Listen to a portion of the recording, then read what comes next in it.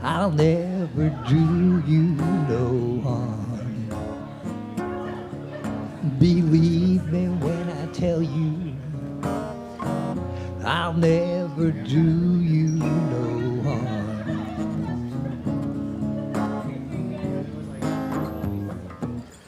Oh, darling, if you leave me, I'll never make it alone. Please hear me when I beg you, don't ever leave me alone.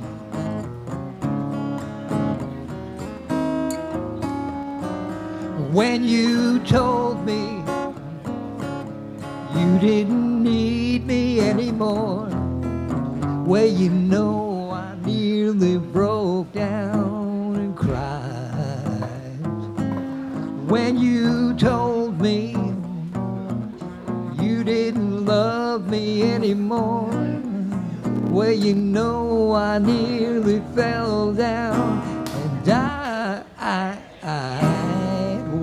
Oh, darling, if you leave me, I'll never make it alone.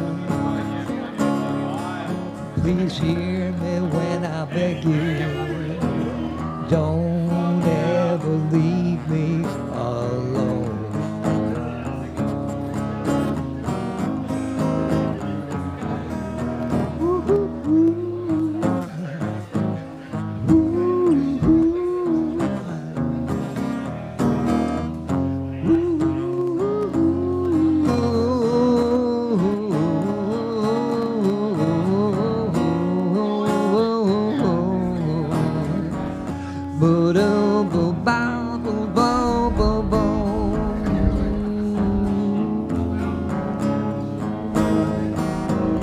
When you told me you didn't need me anymore, well, you know I nearly broke down and cried. When you told me you didn't love me anymore, well, you know I nearly fell down and died. Oh, darling, if you leave me, I'll never make it alone. Please hear me when I beg you, hear me when I beg you, don't ever leave me all alone.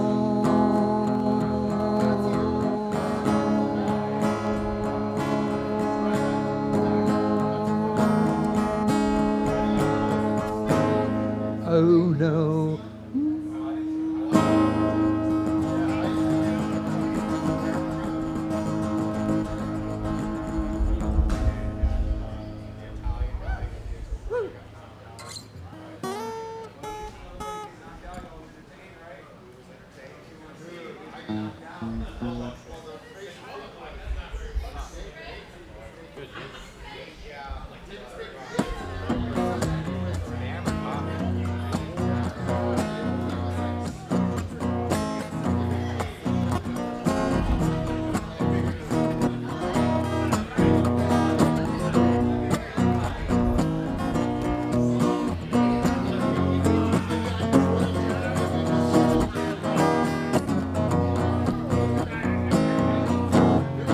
I went down to the crossroads, fell down on my knees. Down to the crossroads, fell down on my knees. I begged the Lord for mercy, help me if you please. I went down to the crossroads, tried to get a ride. down to the crossroads, try to get a ride. Nobody seemed to know me, everybody passed me by. Do-do-do.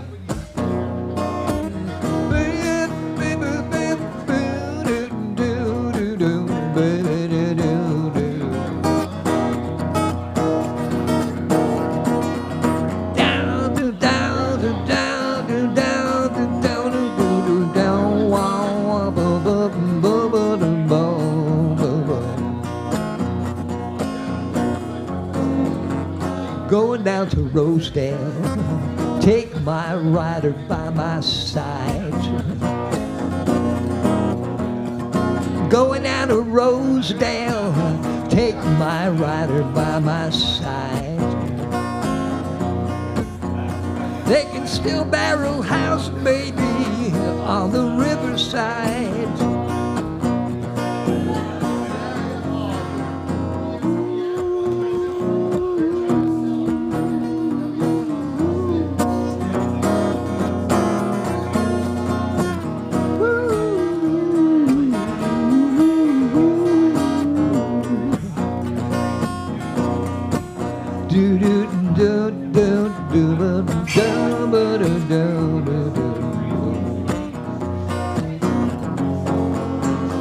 Run, you can run, tell old poor Willie Brown. Run, you can run, tell old poor Willie Brown. Run, you can run, I'll be waiting around.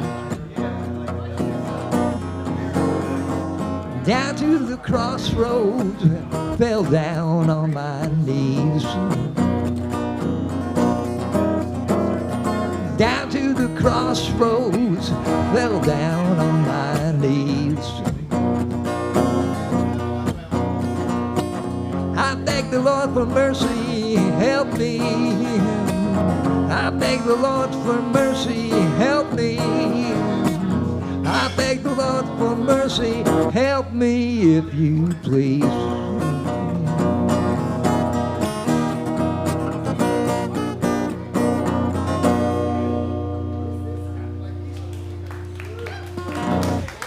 Thank you.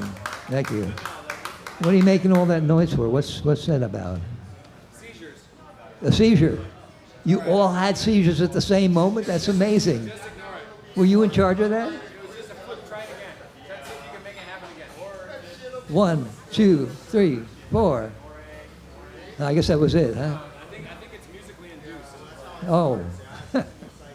Or deduced. One of the twost. Anybody have any requests? What about your parties, John? New party? Not a nude party. Party story. Huh? It's party night. It's party night. Party story. Do you have any old-timey party stories? Party stories. Oh, you want me to tell a story? Party with Jerry Garcia or Cheech? Did you ever smoke? No. No. Oh well. We'll have to rehearse then.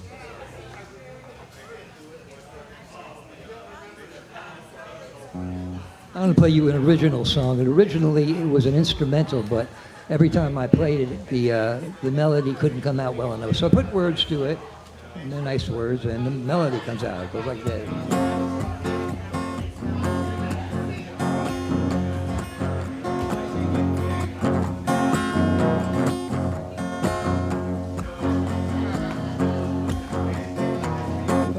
If I only could remember how it goes, it'd be great. Once I get it started, I promise I'll be there.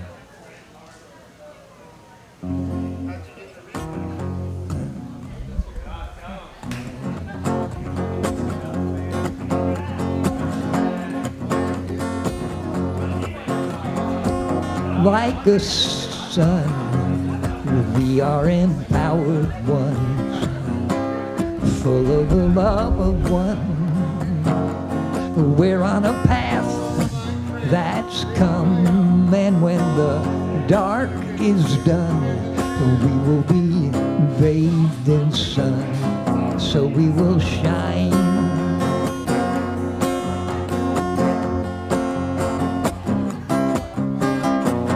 Take our guidance, let us walk side by side, and don't be brought down by pride. Leave it, friend, tossed aside. Don't let your love light hide. Join in this joyful ride. Now is the time.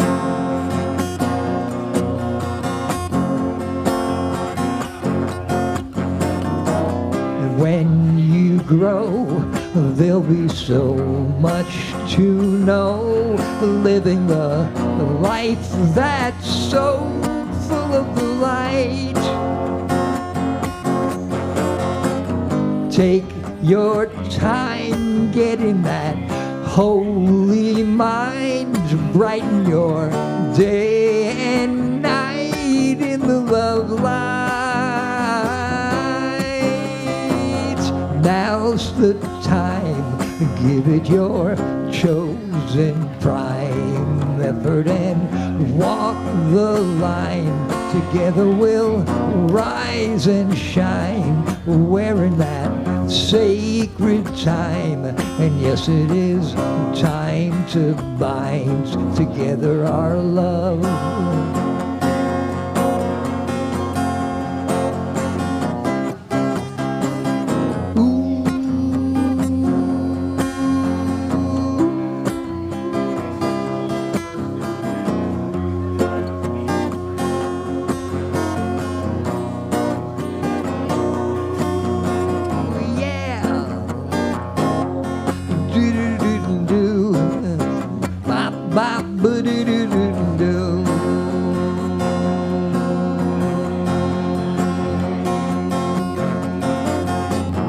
When you go, there'll be so much to know, living the life that's so full of light.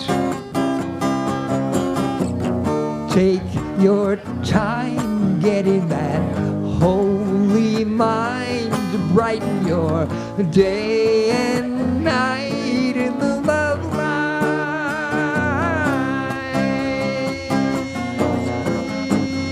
Now's the time, give it your chosen prime effort and walk the line. Together we'll rise and shine, wearing that sacred time. And yes, it is time to bind together our love.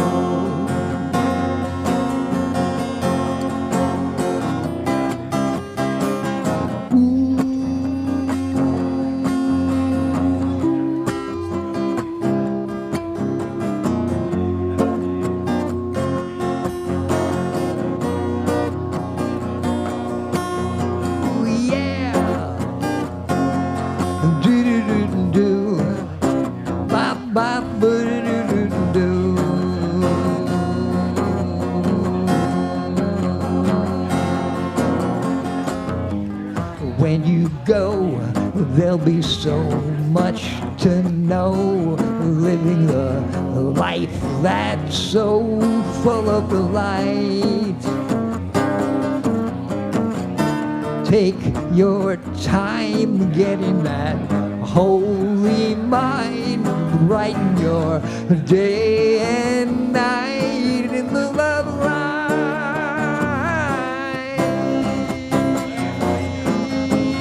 Now's the time, give it your chosen prime effort and walk the line. Together we'll rise and shine, wearing that sacred time. And yes, it is time to bind together our love.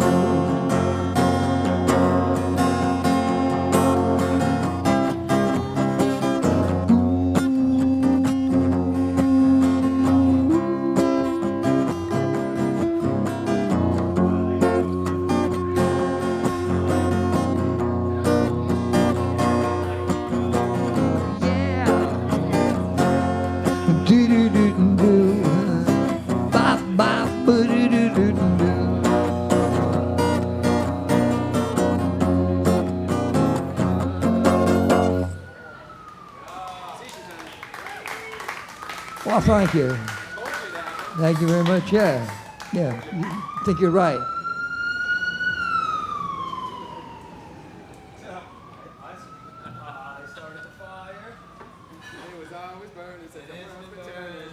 Fucking yeah. He Right. started the fire. I started that motherfucking fire. Hey, what's a little arsenal of friends? Dude, I just burned a building in a long time. I never burnt a building, but I burnt Did plenty it of accidentally? fucking joints, blunts, Oh, imagine bowl if packs, you bone lips. put all those together and imagine if you burn a building. I could fuck temperatures. You shine your light down on me. Hold it, I gotta swim out of tune.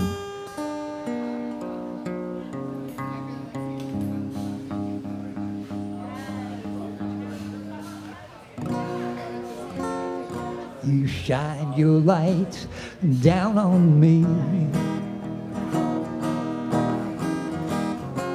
and touched me with your own true love and blessed me in my will to sing that you had sent down from above. Angels singing by my side, feeling heaven all around. And God is there before my eyes. Thank you, Jesus. As He listens to the sound of sweet singing in the air, warm sweet harmony so fine. Is heaven calling me to where the angels are singing by God's side? You shine your light down on me and touch me with your own true love. And now I'm singing for all time because the light you send is love.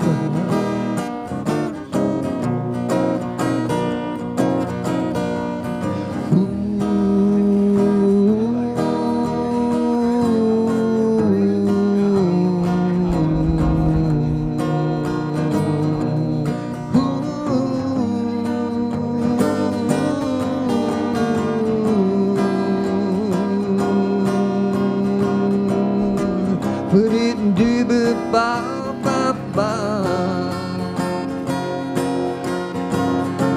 Whoa, sweet singing everywhere.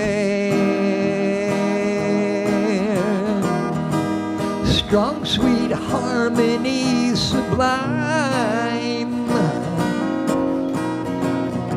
And heaven opened up its door. Angels are singing by my side.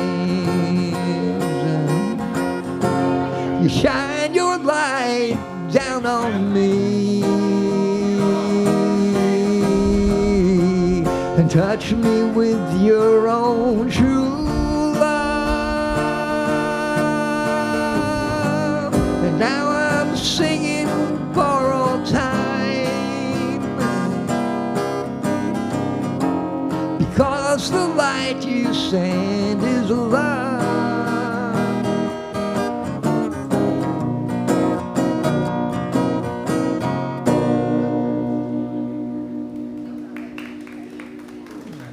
Thank you. Thank you. It continues. The timed, whatever thing. Are you ready for Chino? I just want to know what my time is. Are you ready for Chino? I just want to know what my time is.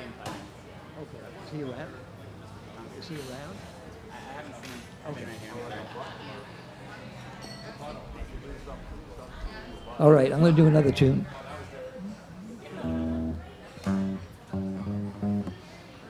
This is a psychological spiritual tune.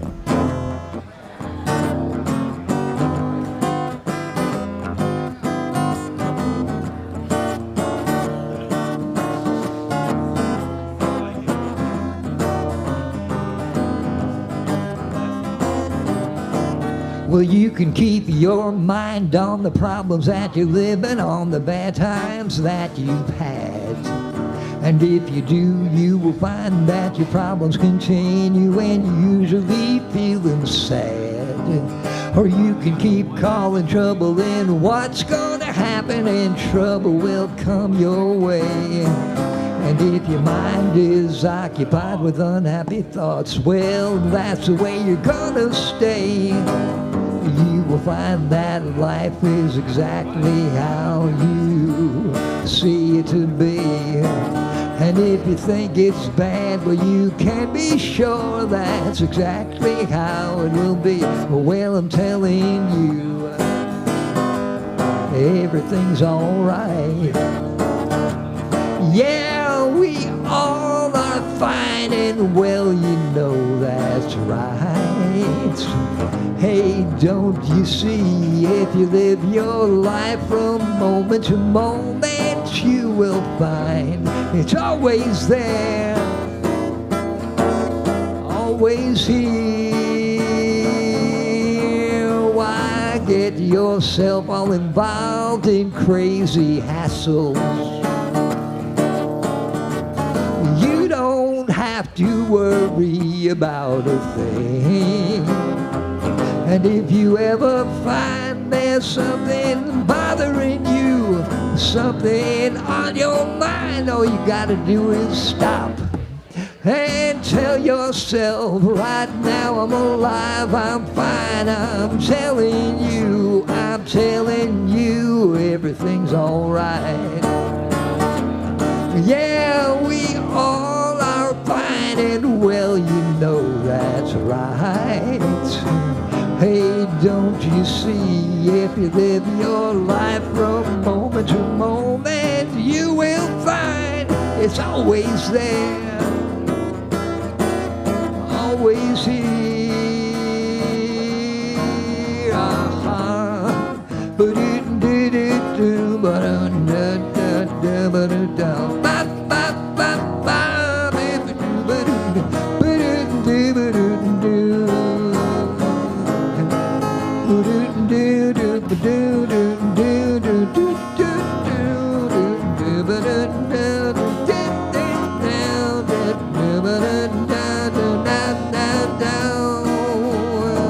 And you will find it a little bit easier to get along. All your changes, your worries, and your problems are all summed up in a song. Goes like this: whatever I do, yeah, whatever I feel, I know that it's alright, and I'm gonna go on living it this way.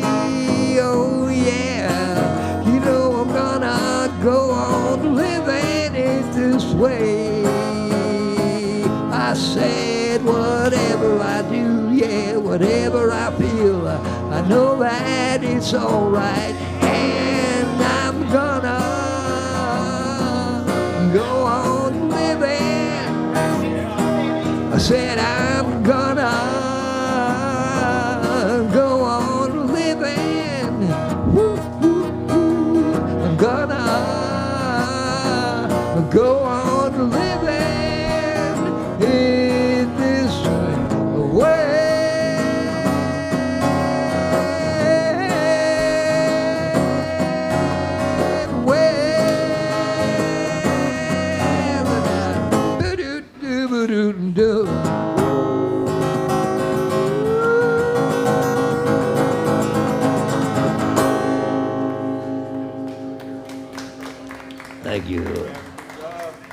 Muchas gracias. Yeah. Couple more minutes, like 1 more minute. One more minute. Play quick tune. Play quick tune. Yeah, go ahead and start the tune. Wait, one more minute? That's what you want? Chino told me to play 1 more minute. There are no, right. Well, but there is one song that's very short, actually shorter than a minute. And it was the last song on the Beatles' White Album. How many people remember what that was? Good. What was it? You remember what it was, but you can't remember, right? Well, you'll hear it in a moment. All right, I just had to find what key I'm going to do it in. Her Majesty's a pretty nice girl, but she doesn't have a lot to say. Her Majesty's a pretty nice girl, but she changes from day to day. I want to tell her that I love her a lot, but I gotta get a belly full of wine. Her Majesty's a pretty nice girl, one day I'm gonna make her mine. Oh yeah, someday I'm gonna make her mine. Thank you very much. My name is Dove, like the bird, D-O-V-E. And right now, here comes the Chino Bird. You ready, Chino Bird? Ah, there you go. Good. Was it good for you? Give it up one more time for Dove, ladies and gentlemen. Give it up for him. Of course, let me fix these mics real quick.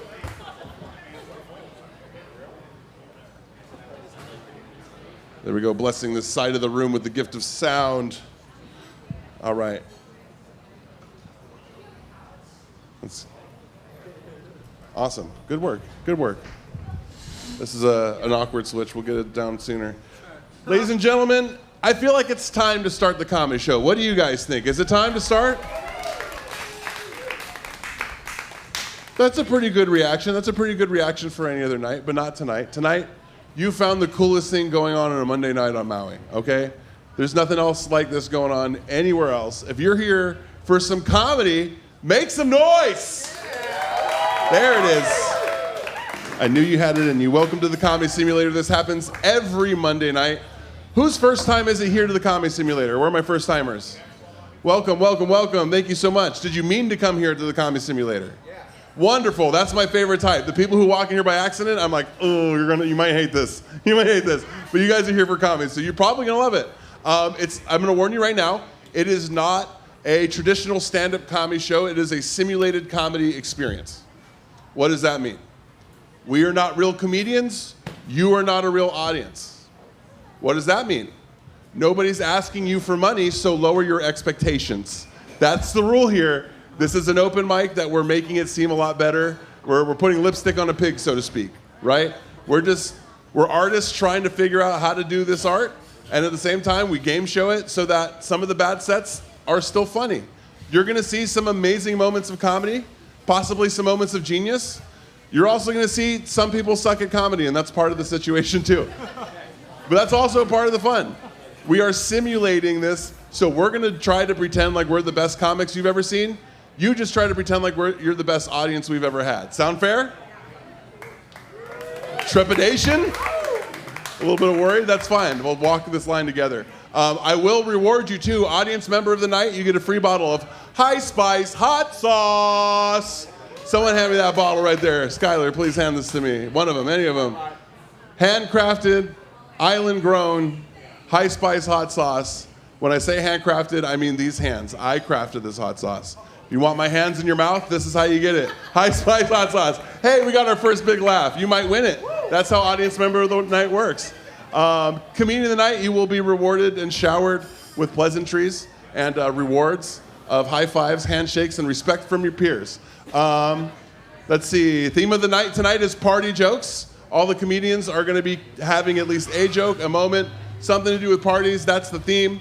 Also, comedians, you don't always have to 100% abide by the theme. If you can find a clever way to skirt it, I love that even more. I love weapons of trickery. That is my favorite. I love it. All right, you guys ready to start comedy? Are you guys ready to go? Yeah! Let's start it. Begin simulation. I used to be a big partier. I'm about to turn 40 in October, so I've had to wheel back on the partying a little bit. But I used to party a lot. I used to be a big time partier. And the problem now is I'm seeing like the party world advance without me in it. You know, I start getting like party jealousy. Like, have you guys ever seen boba straws? Huge, right? 10 gauge shotgun of a straw. Do you know how many parties I could have ruined with that straw? It was like, hey, Gino, you want to bump? Like, yeah, sure. Where's my key? What the hell? How am I gonna get to my house later? That's not my problem. That's a you problem right now. I used to, and I knew the turning point happened after COVID. I went back to LA for a tour, and I had a friend that's like, hey, you want to try bump? I'm like, I haven't done this since pre-COVID. Like, this is a weird feeling. Okay, yeah. And I did it, and he was like, oh wait, that's not what you think it is. I was like, what? He's like, no, we don't do that anymore. I was like, what did you give me? He's like, it was K. And I go, okay. And I fold my hands over my lap. And he goes, I'm so sorry, dude. I'm like, it's cool, man. He's like, I am so sorry. I'm like, dude, it's cool, man. He's like, I'm really sorry. I'm like, stop apologizing. You're killing my buzz. Right? I'm not a bubble gummer, okay? If I'm taking strange drug from a random key, I'm not going to question what it is. I'm going to white knuckle and I'm going to ride that bitch. And that's what I did. I handled at the middle of the Hollywood Improv. Yeah, I learned better, though. I learned better. I do miss the party, though. I just smoke weed these days. Where are my weed smokers at? Wow, for Paia, that number is surprisingly low. That's not how your driving reflects. Jesus, what's going on? I smoke a lot of cannabis. I actually smoke the most evolved form of cannabis currently. I'm smoking dabs. Anybody here know what dabs are? See, I noticed two reactions. Some people are like, yeah, and some people are like, yeah, I know. Like you did one and then never again, right? Like, anybody here not know what dabs are? Anybody here not know what I'm talking about? Okay, friends over here. You remember the feeling of like the first time you smoked weed? Like everything felt like a dream. It was all kind of crazy. Do you want to feel that again? All you gotta do is take one of these and just like it implies, just a dab, just a little bit. And it's a drug. It's no longer weed when we do dabs. It's a drug, right? You got to use a blowtorch. That's a drug. That's if you don't understand, I can tell it's a drug when I smoke dabs around my flower friends. They get all freaked out. I'm like, do you want to try one? They're like, I don't know. It looks kind of intimidating. I'm like, dude, don't worry about it. It's not a big deal at all. You're gonna love it. You're gonna love it. I'm like, oh God, what are you making jewelry? What the hell is going on here? It's like, nah, it's just a torch, just to get the glass hot. And I'll be honest, like I'm such a drug addict now that when I hear a blowtorch, my nipples get hard. I'm not gonna lie. I'll be in a work situation where you're like like, are we smoking dabs? Oh shit, you're making jewelry. My bad. That's what it's for. I remember one time I was smoking a little dab in my car. I was living in LA and I had to smoke in my car. I looked across the street and as I was heating up my glass, there was another guy getting ready to smoke his dab. And like we made eye contact. I was like, oh, we're like brothers. Or like twin flames, something like that, right? You know? And we're like, yeah, dude, we give each other the nod, right? And I smoke my dab, and then he smokes his meth, and I'm like, oh, we're not brothers, we're neighbors. And now you know where I live, and now I gotta move my car. This is kind of scary, right? Yeah. I wish we can have a more supreme level to dabs. I know 20 years from now, our kids are gonna be smoking something way more advanced. And then we see Uncle Chino in the corner with his little blowtorch, like, Uncle Chino's never tried Zoom before.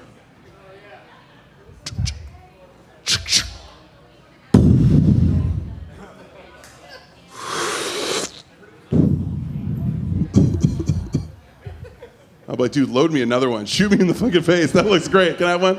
All right, guys, you ready to start the night? Let's go. Ladies and gentlemen, your first comic coming up to the stage is probably sold more drugs than any other comic you'll see tonight. And by that I mean he's a pharmacist. Give it up for Mr. Rick Jager! All right, how we doing, guys? Party jokes. Well, I can't party anymore, but back in college, the first time I did acid was in the Outer Banks in North Carolina. And what I remember is just laughing my ass off because we were sitting on the dunes looking at the waves, and the colors were beautiful. But as I was sitting on the dunes, they started to undulate, and it felt like sitting on a waterbed. So that was pretty cool. Another place that's cool to do acid, we had a theme park near where I live called King's Dominion. And we used to drop acid and then go ride all the rides. You know how the ride operators always have a spiel where they say, keep your hands and feet in the car and do this and that and that and the other. And the last thing they say is enjoy your ride. And acid really just added an extra dimension to that phrase, enjoy your ride. So, all right. Where's my surfers? Any surfers in the house? All right. I just want to say for the record that the Beach Boys are fucking liars, okay? They have this song called Catch a Wave about surfing, right? If you haven't heard it, there's a line in this song that says, you paddle out, turn around and raise. That's all there is to the coastline craze. Really? That's all there is.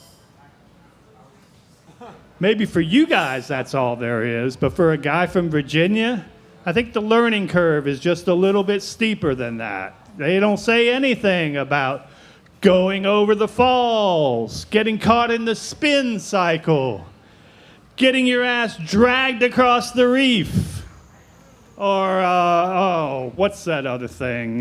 Drowning. They don't mention drowning. So that's all there is, huh? Fuck you, Brian Wilson. Okay, as a pharmacist in a hospital, we have to respond every time there's a code blue called, which is a cardiac arrest. So we had one the other day, and I'm there, and I'm pulling drugs from the code cart, and the nurse is there, and she's doing compressions, and the doc is getting ready to give the guy a shock, and we're just trying very hard, trying to save this guy's life. And a cop walks in the room, and he walked right over to me, I guess because it looked like I wasn't very busy at the time. And he says, so, when do you think I might be able to interview this guy? And I just looked at him like he was crazy, and I gave it my best Bones McCoy impression from Star Trek, and I said, damn it, Jim, I'm a pharmacist, not a doctor, but I don't see that happening anytime soon. So I've been a pharmacist now for 42 years, guys. Thank you, thank you. It's been a great life. Oh, shit. But lately, they've had me doing a lot of contract work because for some reason, they don't really like to hire a 65-year-old pharmacist.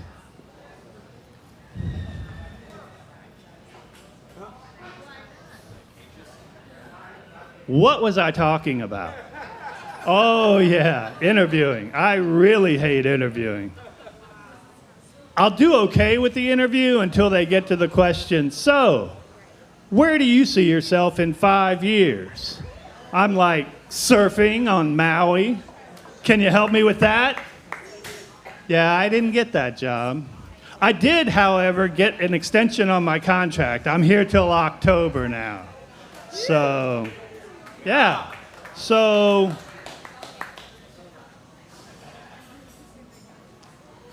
I'm just really, really tired of always working with drugs. And now, I just want to do some. Thanks, guys.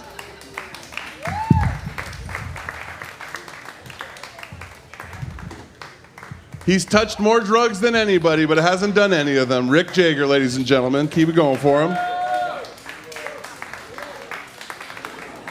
You know how people say they're gonna like travel the world when they retire, and then once they retire, they no longer have like the health stamina to travel like how they wanted to? I feel like that's Rick Jager's drug addiction. He's been waiting all his life to become a drug addict, and now he's like, I just don't have the liver for it. I just can't. I can't mix with these fillers. All right, ladies and gentlemen, come up next to the stage. We haven't seen her. We didn't see her. Were you here last week? You weren't here last week. She missed last week. You've seen her at several burlesque shows around the island. Give it up for Abra. Hey, give it up for Shino, everybody. Oh, that's right. My name is Abra, and yes, I missed a week. I'm stepping off. I'm sorry, I was partying too hard, obviously. No, it's not true. Yay. I always know my crowd. It's the pretty girls. I know it's not going to be satisfying for anybody but us tonight. Hi. So I have a friend that recently quit drinking, and she said, it just doesn't serve me anymore. And I said, bitch, you mean they won't serve you anymore? Oh, partying. I used to party so hard I would become a table. Do you know how bad it is when you start to become furniture? It's kind of like those divots are there for a reason. It's not a cup holder. No, it's not. It's not a speed bump either, but it could be. Maybe a speed table. Maybe a speed cushion. Maybe we're leading to speed humps. Just saying. You're welcome. Hope that guy's okay. I know, I'm really lighting it up out here. It's on fire. Oh, so actually, I think the younger people are stopping doing drugs. I heard that liquor sales are down, which is great because I think that means that there's going to be less date graping in general.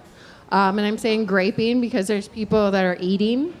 And apparently that's what's appropriate on the internet, which this is so stressful. I'm so glad they got it working for when I got to be on stage, and it's big enough for you to read it. Thanks, Skylar. You're so charming and kind.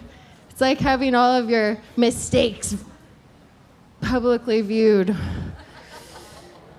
Okay, so going back. Yeah, the date graping. Because that's not happening anymore, it's ruining my chances of ever having a board game.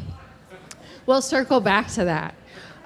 Okay, so I think that people that are really into drugs are they're kind of crazy because they also like things up their butt, So I'm likening things, and this isn't gay people. That's a whole different thing. Pegging is what I'm talking about. Pegging is a little different, That's. Whew, are you okay, table? That wholesome family? Yeah, you guys. No? Okay, cool. Thanks. Just, I didn't get consent first. I forgot. Sorry. Little date grapey of me right there. Circling back. So yes, I think that drug addicts really like being pegged because it's not natural, but you get to like it anyway, and you build up a tolerance for it. And we're making eye contact now. And you need more to feel it, And then it kind of leads to anal leakage and you can't make eye contact with your family, which circles back to my board game. Okay, so it's kind of like the game of life. Do you remember the game of life? Anybody? When we still played with our hands and paper? Yes, validation, woohoo! And a mustache, I love that. Okay, I'm distracted. What was I talking about? Oh yeah, my board game. Okay, so it's like the game of life. So you have a car, and you can put any pegs that you want in the car, any way that you want to put them. Whatever color you want, pink, blue, whatever color you want. You got the whole damn rainbow. So anyway, you spin the dice. We have 2, because I am impatient. Then you pick a card. It's a boundary or a consent card, okay? Yes. The boundary cards are he's like, hey, let's have 4 shots before dinner. I think your girlfriend's cute. What's she doing later? Boundary cards, okay? You get one of those, you get a boundary block. You start to build a wall at the end of the game. It's a boundary wall. Consent cards are like this. Men take note. He called and showed up on time. He brought a present. He said what he was gonna do. He flossed. consent cards right there. Okay, so anyway, we're wrapping this up. You get to the end of the dates. There's been some partying, you know, you've gotten to the boundary wall. He gets to pull back on the penis pendulum, and if he breaks through that boundary wall, everyone yells, "Date rape!" And the game is over. Perfect for preteens. Once again, my name is Abra. Thank you and good night. One more time for Abra, ladies and gentlemen. All right, she said something that I take mild offense to. She said that people who do drugs like things in their butt. To be fair, the only things that I've liked in my butt were drugs, okay? Has anybody else here done ecstasy in their butt? I've done it once. I'll never do it again. Because it was awesome. And I don't want to be that guy at your UFC party, like, hey, can I get one of those? Yeah. Who do you think's going to win the main event, huh? Yeah, don't want that. All right. Ladies and gentlemen, coming up next to the stage, your Tuesday night open mic host. You can catch him every Tuesday in Kihei at Vibe, hosting the Tuesday mic. If this is enough open mic comedy for you, you can get more in Kihei. Give it up for Mr. Morgan Tomasian.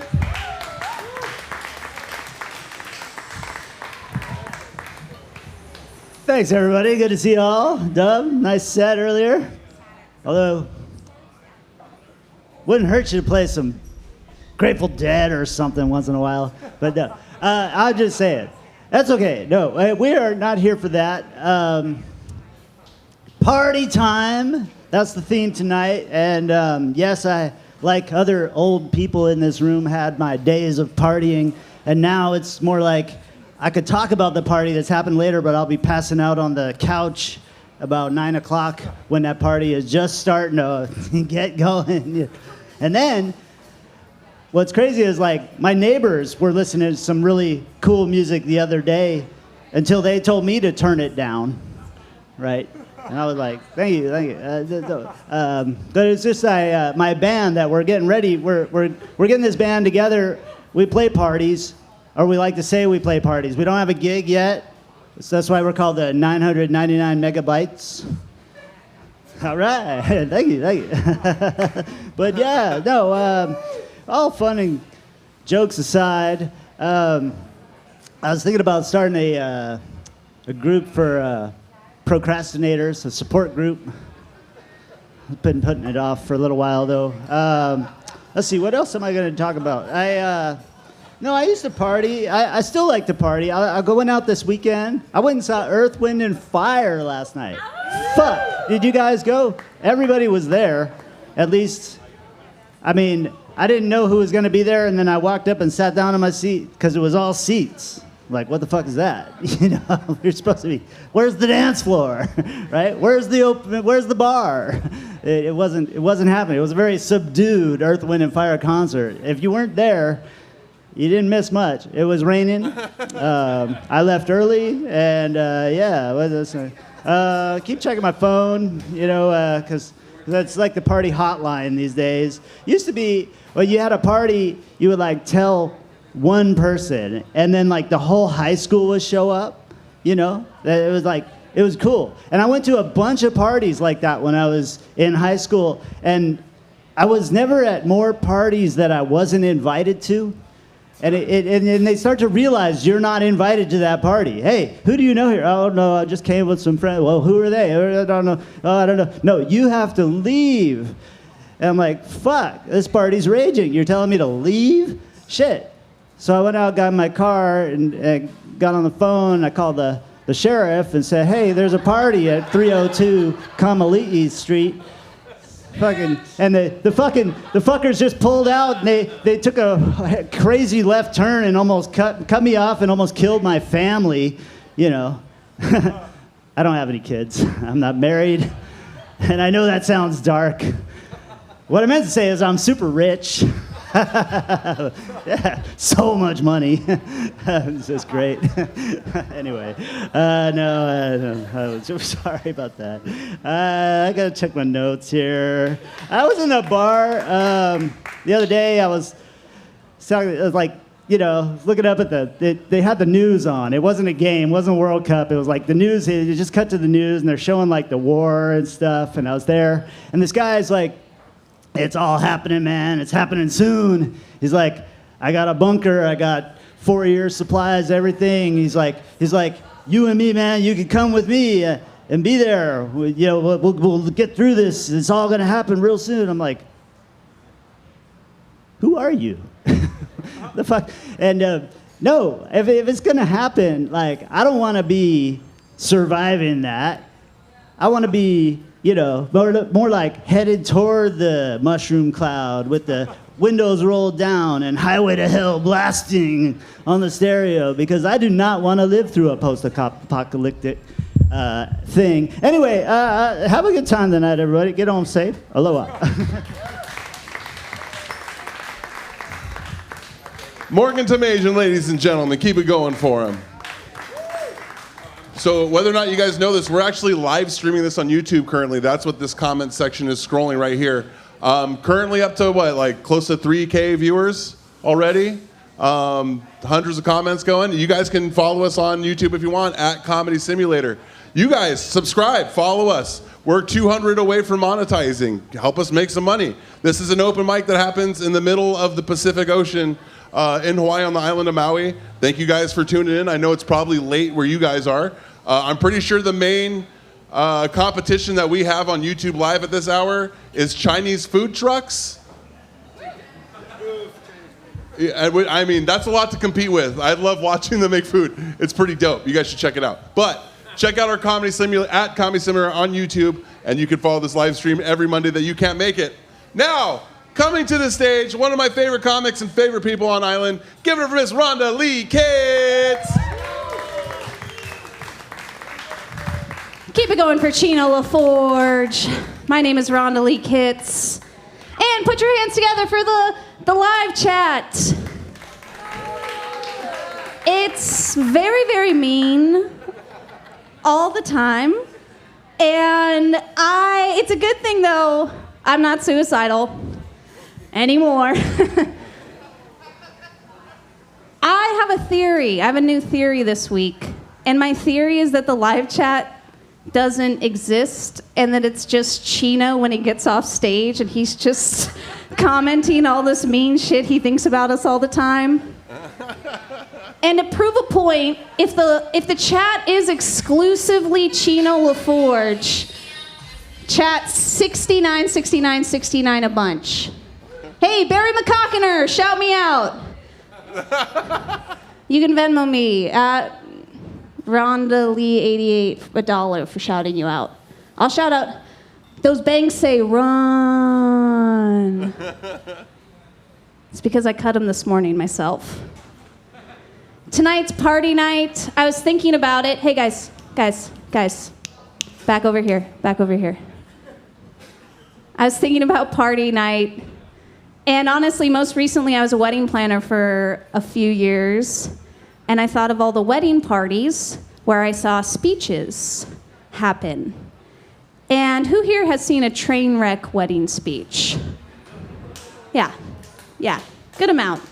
I've seen so many. I saw a maid of honor. She went up on stage and she goes, "We are all so happy to be here celebrating the happy couple, but we're also so sad that Jessica, who was actually chosen as the maid of honor, can't be here with us tonight. And we all miss her so much." She goes, "Well, she's not dead, she's just pregnant. But she couldn't come tonight." And then she did a 15-minute speech about how she was actually the best friend. Then I had a father of the bride go up one night, and he did this whole speech where he's like, this is 100% true. He goes, "We are so happy that Tabitha found..." Hey guys, enough of the chat. Come back to me. The father of the bride says, "Hey, we are so happy she found Justin." Because we all remember what it was like before, right? We remember that she had a rocky past. We all remember about the abortion she had, right? And mentioned her actual abortion on stage. Did the chat like that? No. Oh. All right, I got some new stuff to work on.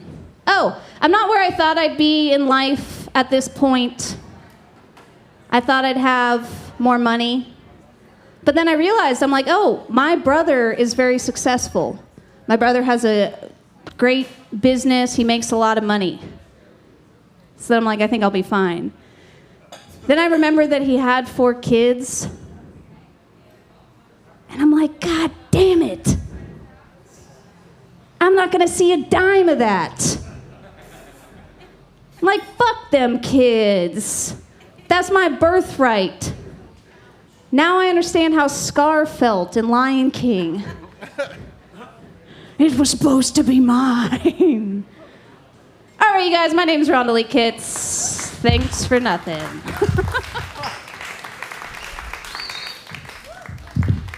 Rhonda Lee Kitts, ladies and gentlemen. I didn't know that Lion King was about inheritance.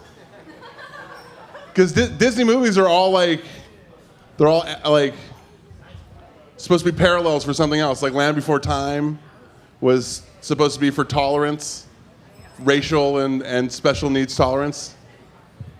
You guys didn't realize that? Land Before Time, remember that with the long necks? Come on, tell me that didn't look like a little black child. He was, and then Sarah, the Triceratops, we don't talk to long necks, right? With a hard R, that racist bitch, right? Land Before Time was trying to teach us something. All right, this next comic is also trying to teach us something. Going from many different looks tonight, he is also Disney with the Mighty Ducks hat on. Give her Mr. Shahane Nelson.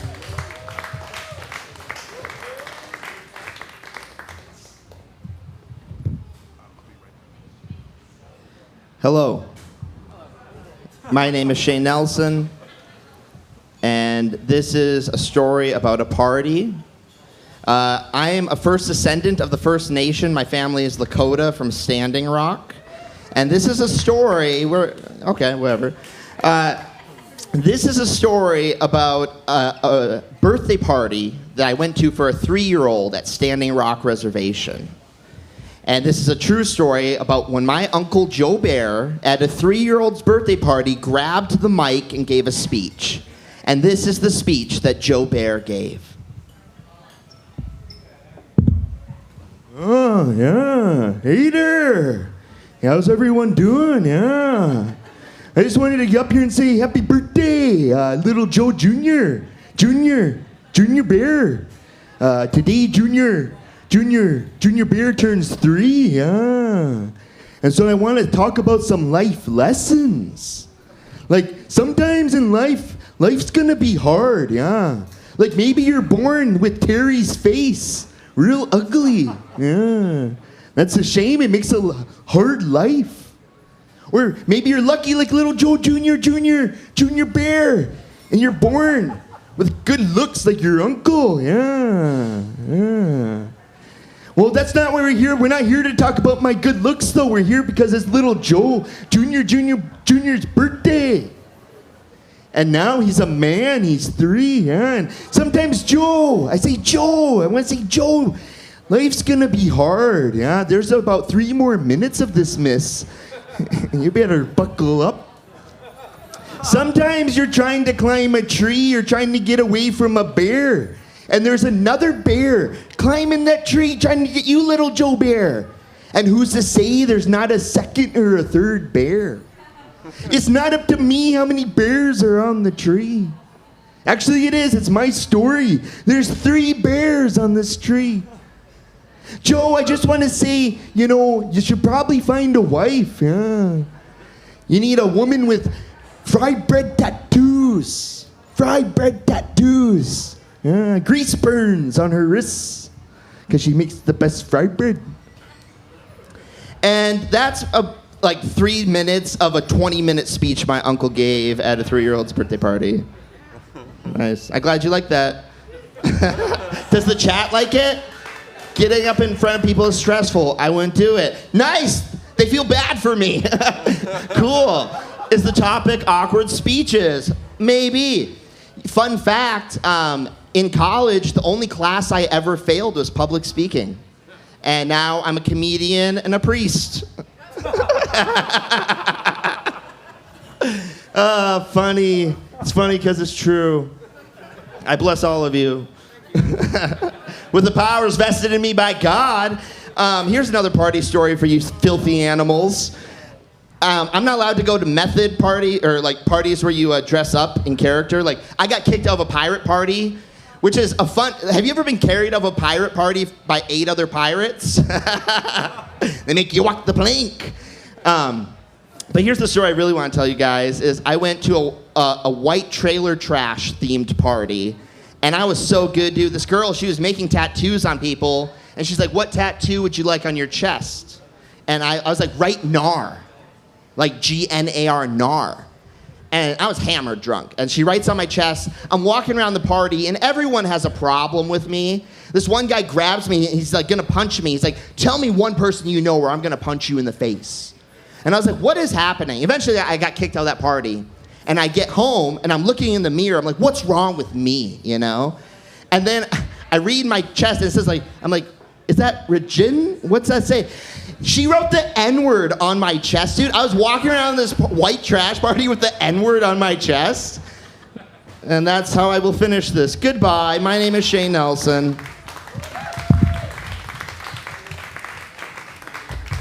And he still has that tattoo today. Shane, no, I'm just joking. He does that. He definitely does not. Oh my God, that's terrible to say. I take that back. I take it all back. Jesus Christ. What am I doing? One more time for Shane Nelson, ladies and gentlemen. Why does Papa Joe Bear sound like Macho Man? And then the bear climbed up the tree. Yeah, I was trying to get some money. Yeah, that was really very close. Coming up next to the stage has quite possibly the best hair on the show that you're going to see tonight. Save Ed, you might have the best. Ladies and gentlemen, I was like, it's coiffed, it's waved, it's ready to go. Give it up for Mr. Joel Hewins.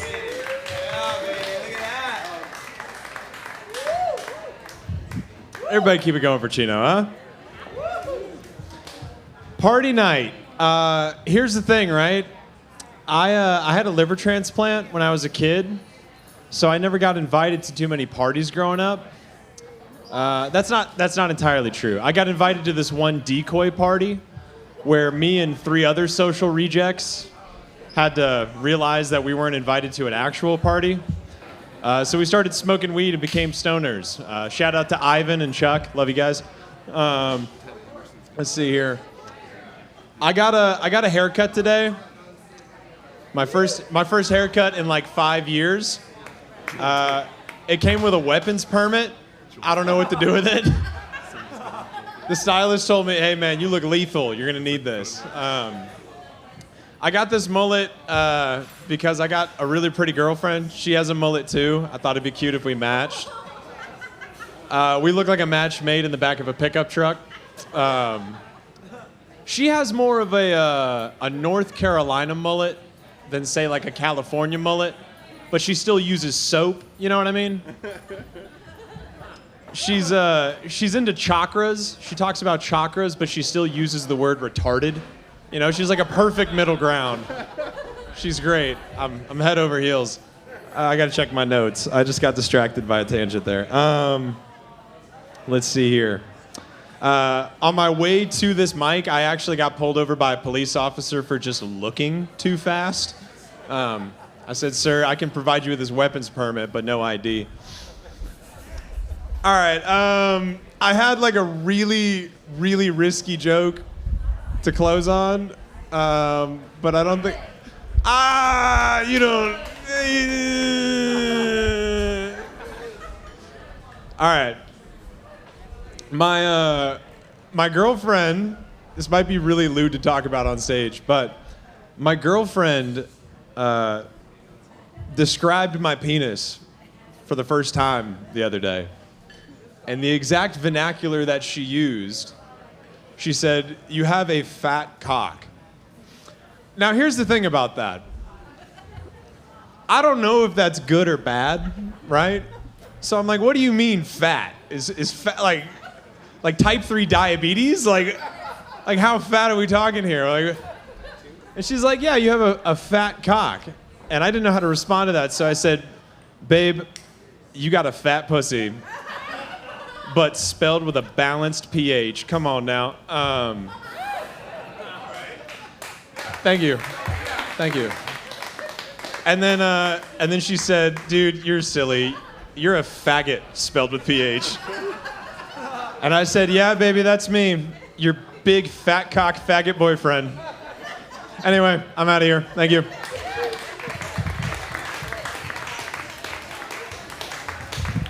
Happy Pride Month, Joel Hewins. There you go. Congratulations on your fat but short cock. That must be good. It's like a tuna can. It's adorable. I got to make it funny. Congratulations. I had to make it funny. It's my job. Man, by the way, JFK 2026, I think you might get comic of the night. Hey, Joel, he just called you Joel Dirt. That was pretty solid. Hey, JFK, solid shot, bro. Hey, clean it up, though. All right, ladies and gentlemen, your next comic coming to the stage has been doing comedy with me for a very, very long time. I love him very much, and you'll love him too. Give it up for Ted Anderson.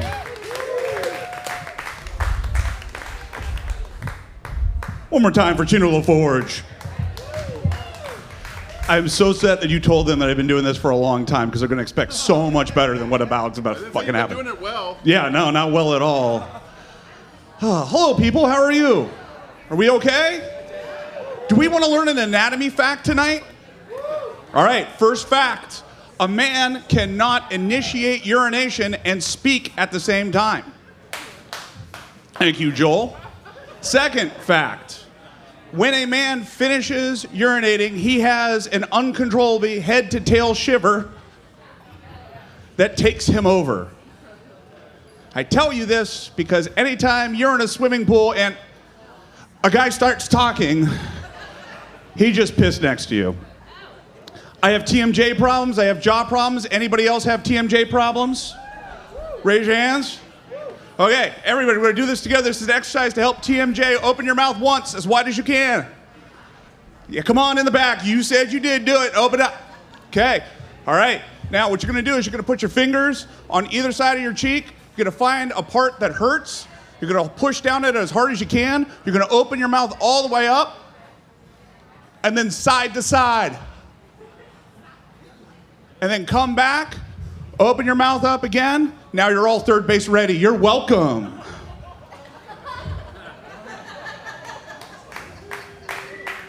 There we go. Another anatomy fact. When I see the sunrise, my body assumes that I need to throw up. Yeah. It assumes that if I am watching the sunrise, I've been doing up something all night that requires my body to get rid of everything inside of it. One person knows what that means. Supposed to be party night. I had a party joke that went on and on and on, and I'm deciding not to tell it because there's a Jesus freak guy that keeps saying Jesus is king. So I want to talk about Jesus' party.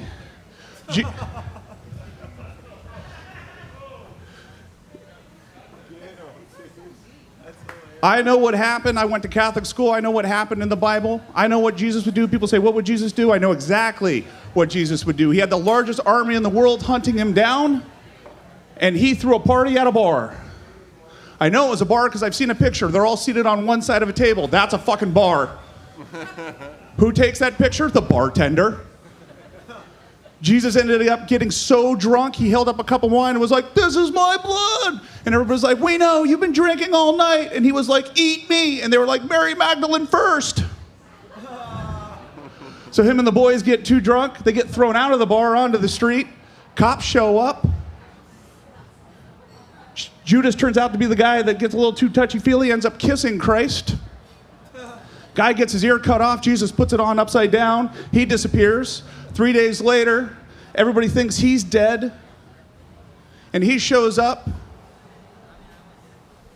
Shit, I fucked up this joke. And he shows up with wounds that nobody can explain. That's not the New Testament. That's called Hangover, the prequel. Guys, my name is Ted Anderson. Have a good night.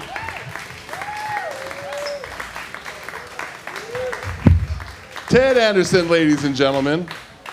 He helped all those jaws out there tonight. That's wonderful. Hey, do you still have insoles? I need some of them shits. No, we'll talk later. We'll talk later. All right, ladies and gentlemen, your next comic is not going to help you with your jaws at all. He might be hurting your ears as well. I got to get the mic stand to the mic appropriate. Ladies and gentlemen, the Musubi of comedy, Chuck Thompson! Oh, Lordy. Oh, my goodness.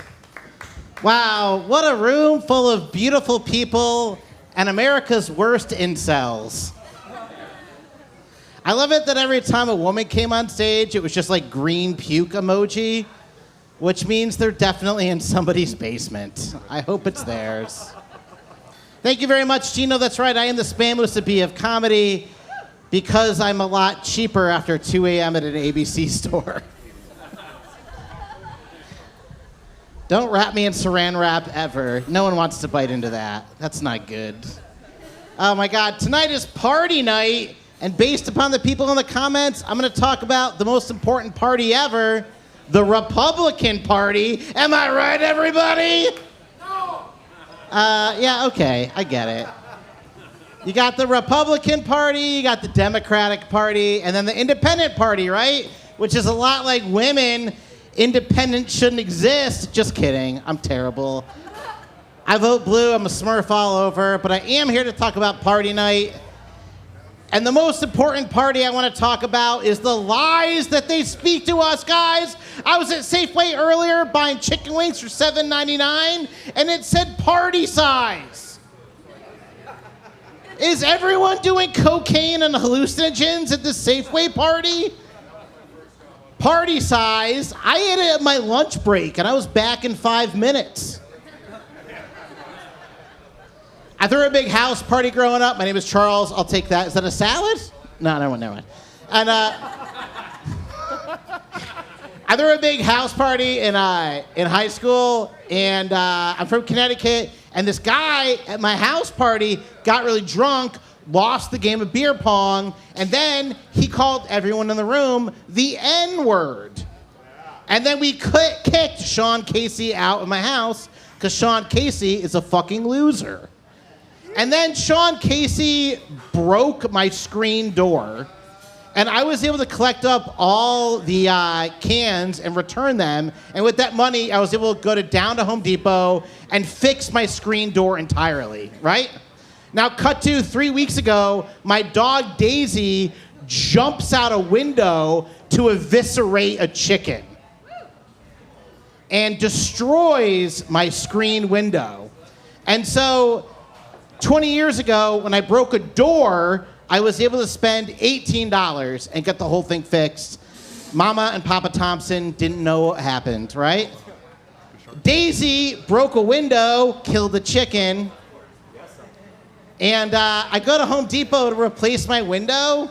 It was gonna cost $58 to replace the window. And as a Republican, I either have to do mental gymnastics to tell myself that inflation doesn't exist, or better yet, teach my dog the N-word. All right. Teaching your dog the N-word, saving you $40. Okay, everybody, take care. Have a good night.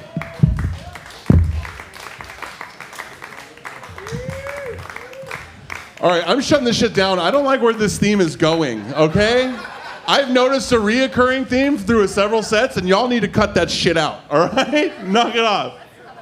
Keep it to racial epithets in your own race. That's fair. Nobody minds you talking shit about your own people, right? Everybody seems to be pretty cool with that.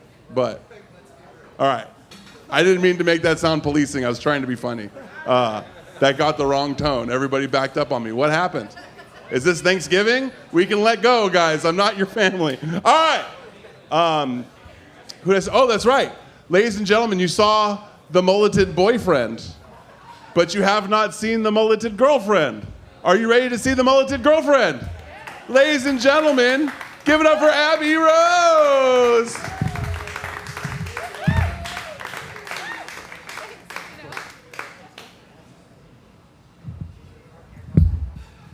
Yeah, to the guy that's shouting Jesus is king, I would party with Jesus. Have you guys seen that guy without a shirt on? Like, he's pretty fucking hot.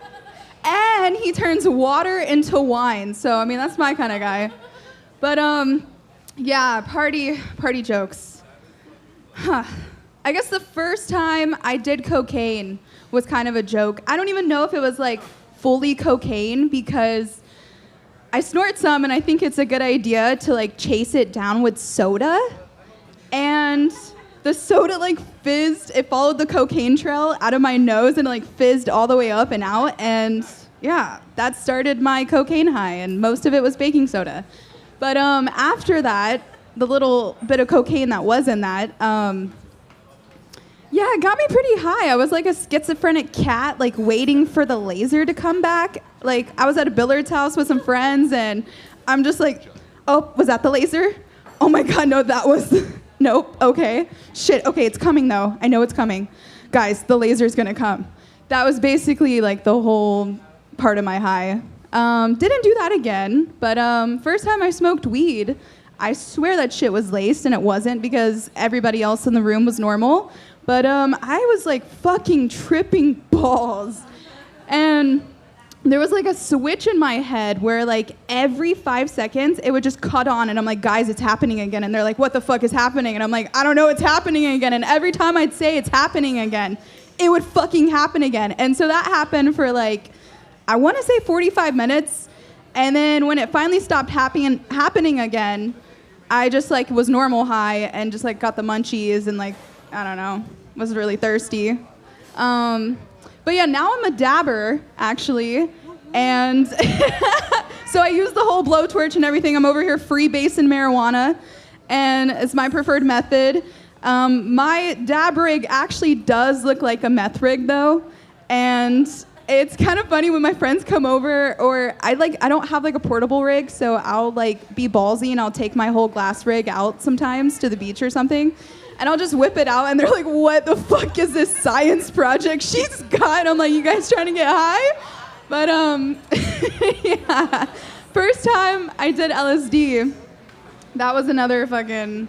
I swear, humans, not just humans, most mammals seek altered experiences. So, like, we want to be fucked up. We want to be high. We don't want to feel the way that we always feel.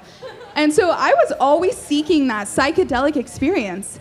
And so when I was like 17, my friends like finally offered me some drugs, and I was like, finally, I've been waiting for this moment my whole life. And I'm like, is there anything I need to know? And they're just like, well, you got to be in a good state of mind. And I'm like, oh, I'm great. I was not great, but in that moment I was great. And then I started peaking, and it was like the worst experience of my life, but also the best experience of my life. And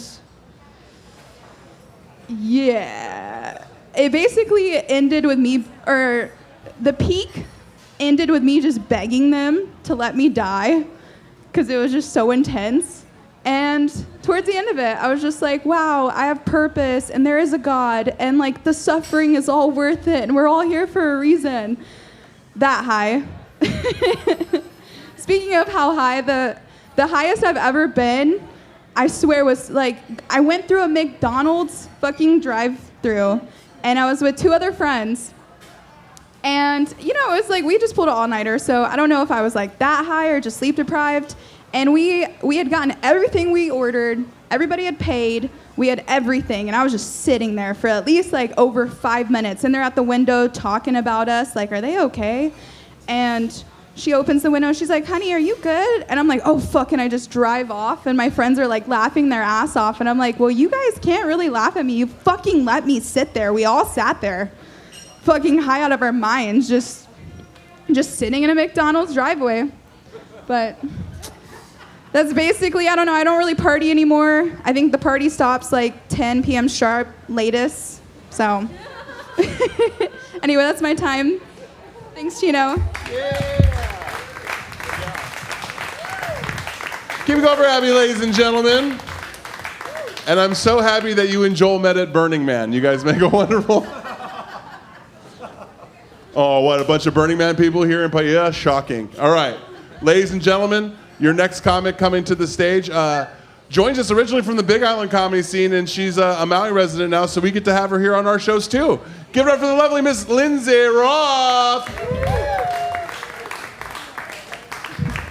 What's up, everyone? Give it up for your host, Chino, and yourselves. Thanks for being here. I just got back from the mainland. I was in Philly. I went to visit family and friends, and because I was subpoenaed. That's my party story. Has anyone partied so hard they got human trafficked? I didn't think so. But that's not a Monday night story. That's a Saturday night story. These days, I'm not partying too much. I usually do this thing with my boyfriend called couples therapy. You guys know it? It's when you do a ton of MDMA and fuck. And record it. And Chino, if you could cue the clip, please. Just kidding. Let me save you some time. If anyone wants to watch 45 minutes of a middle-aged woman talking about how tired she is, you can see me after the show. Dude's there with his whole Uncle Squiddy costume on, just waiting for action. No, I used to be a girl gone wild. Any girl gone wild in here? Yes, I see one. Now I'm more of a woman gone mild. So I don't have to worry about getting too drunk and having sex with someone whose name I don't know. I know him, he lives with me. When I go out now, I have to worry about like some single mom involving me in a multi-level marketing scheme. My rock bottom was waking up to a bunch of doTERRA oils I did not intend to go home with. But it smelled delightful. Can we give it up for girls going wild? I hear them. What happens when girls go wild? Fun. You're gonna see some boobs, you're gonna hear some woos. Someone's probably gonna get their dick sucked. But when boys go wild, people get shot. And I'm not saying there's not girl school shooters, guys. I'm a feminist. I just don't know if they have the hand-eye coordination to carry it out, you know? Wow, I really lost you guys at the school shooter thing. Well, it's gonna get worse. I'm a millennial, so I grew up with bomb threats. Anyone else? Yeah. A little bit. Yeah, that's the worst we did, which does make the baby boomers accurate, right? Like, we really can't commit to anything, unlike kids these days. Where are my Gen Xers and millennials at? I see you guys. We're all we're very sad. Yeah. That was a real aggressive move, sir, but I appreciate the pride. Yeah, we survived childhood. We were from like the generation where children were neither like seen nor heard still. Like they even had to have commercials on television reminding our parents to like check where we were about 10 o'clock at night. And parents know where their kids are today because these children are armed and dangerous. They don't fuck around. Not on this island, though. Here's a little bit more whimsical. Did you guys hear about the shooting at the Waldorf school?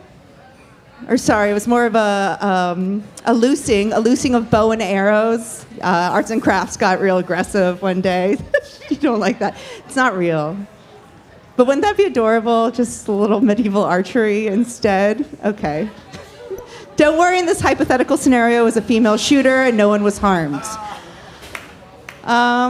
Where do I want to go? I have 1 minute left. What other party stories do I have? Well, let's see. I am sober. Anyone else party so much they had to become sober legally? No. Some people. Is anyone here California sober? Yeah. Yeah. How'd you harm your leg, ma'am? If I may ask, is this a party trick? Dancing? Where? Some haiku hippie party with Fleur. Oh, God. Crazy.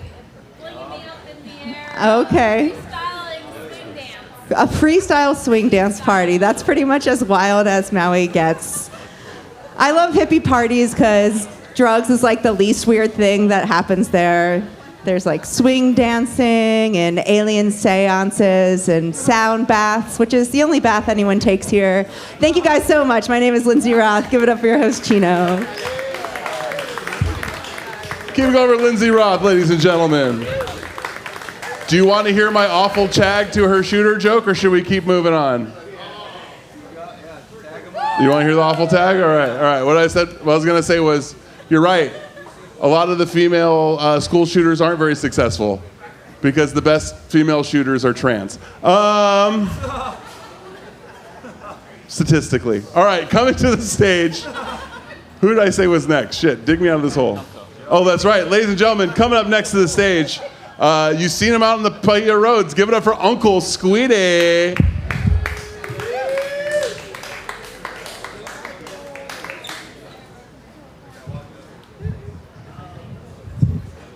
All right, how's it, everybody? How you guys tonight? Give it up for Chino and the Paya Bake. Woo! All right, my name is Uncle Squiddy.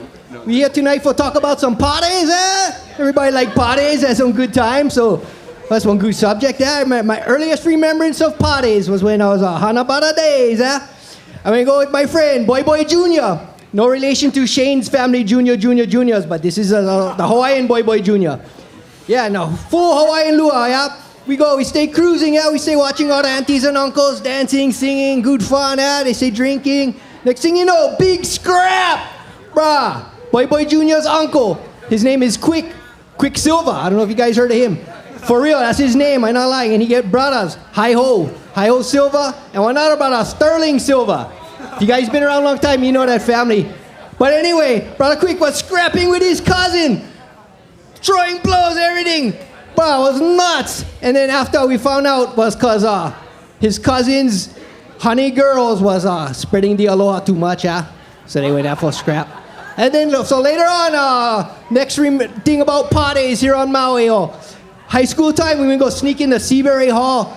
High school dance, yeah? Go party with the Howley girls, yeah? Oh, it was good fun. We go sneaking at night under eucalyptus trees by the barbed wire fence. We hop over. Run inside. Oh, the Howley girls singing "Burning Down the House." Oh, why they like burn down the house for? I don't know. Oh, good fun times, but you know why we had to go chase the Howley girls? Cause at Maui High, all the local girls had all local girls. Couple Howleys, but they was all hippies, yeah. So we never like charged that one. But so all the local girls, they don't like surfer boys. So we had to go Seabury for find the girls that like the surfer boys. But the local girls, they only went like the quarterback, Lawrence Guillermo. He got all the chicks, back in the day. Oh, good times, But then, on another subject, not really to do with parties, but the other day, I was noticing, bro, if you get an emergency, more better for call the Maui Marine Mammal Protection Agency than call the ambulance, bro. They show up so much more fast. Just tell them you on Monk Seal. Bro, the other day I was checking the surf, stay watching the waves. I get a couple sets coming through, not bad. I was watching the waves. Next thing I know, I see this crazy homeless lady dragging palm fronds up and down the beach, bro. I was like, what this lady doing? This crazy lady dragging palm fronds. Oh, I thought maybe she was like trying to build one shelter or maybe like signal the aliens or something. Well, I don't know. Then I noticed, she had the vest. She was Marine Mammal Protection Agency. And then I seen the seal down the beach. I'm like, okay, she's still building one palm frond barrier around the monk seal, bro. I kid you not, bro. I seen them with my own eyes. She never have the orange tape. I don't know where the sign's in the orange tape. She's making palm fronds. I was thinking if I was that monk seal, I'd be shitting my pants. This crazy old white lady waving palm fronds all around the place, Oh, nuts. And then I was thinking, I seen these people now, they're usually pretty nice, but sometimes they get snappy. I seen them snap on people. I was wondering, what if Brother Igor was looking at one seal and the protection lady went throwing rock at him, and then he got mad and then went throwing rock at the seal. But nah, I don't think that happened. But you never know, huh? But then I was looking and she stayed moving on the palm fronds. It was hot and sunny, and this old lady, I was thinking, oh, she's looking hot. What if she pass out? Oh, what if she pass out? What I gonna do? I'm gonna call an ambulance, or I'm gonna call the Marine Mammal Protection Agency for the next one in line come down, huh? I don't know. But that's all I get for you guys tonight. Woo!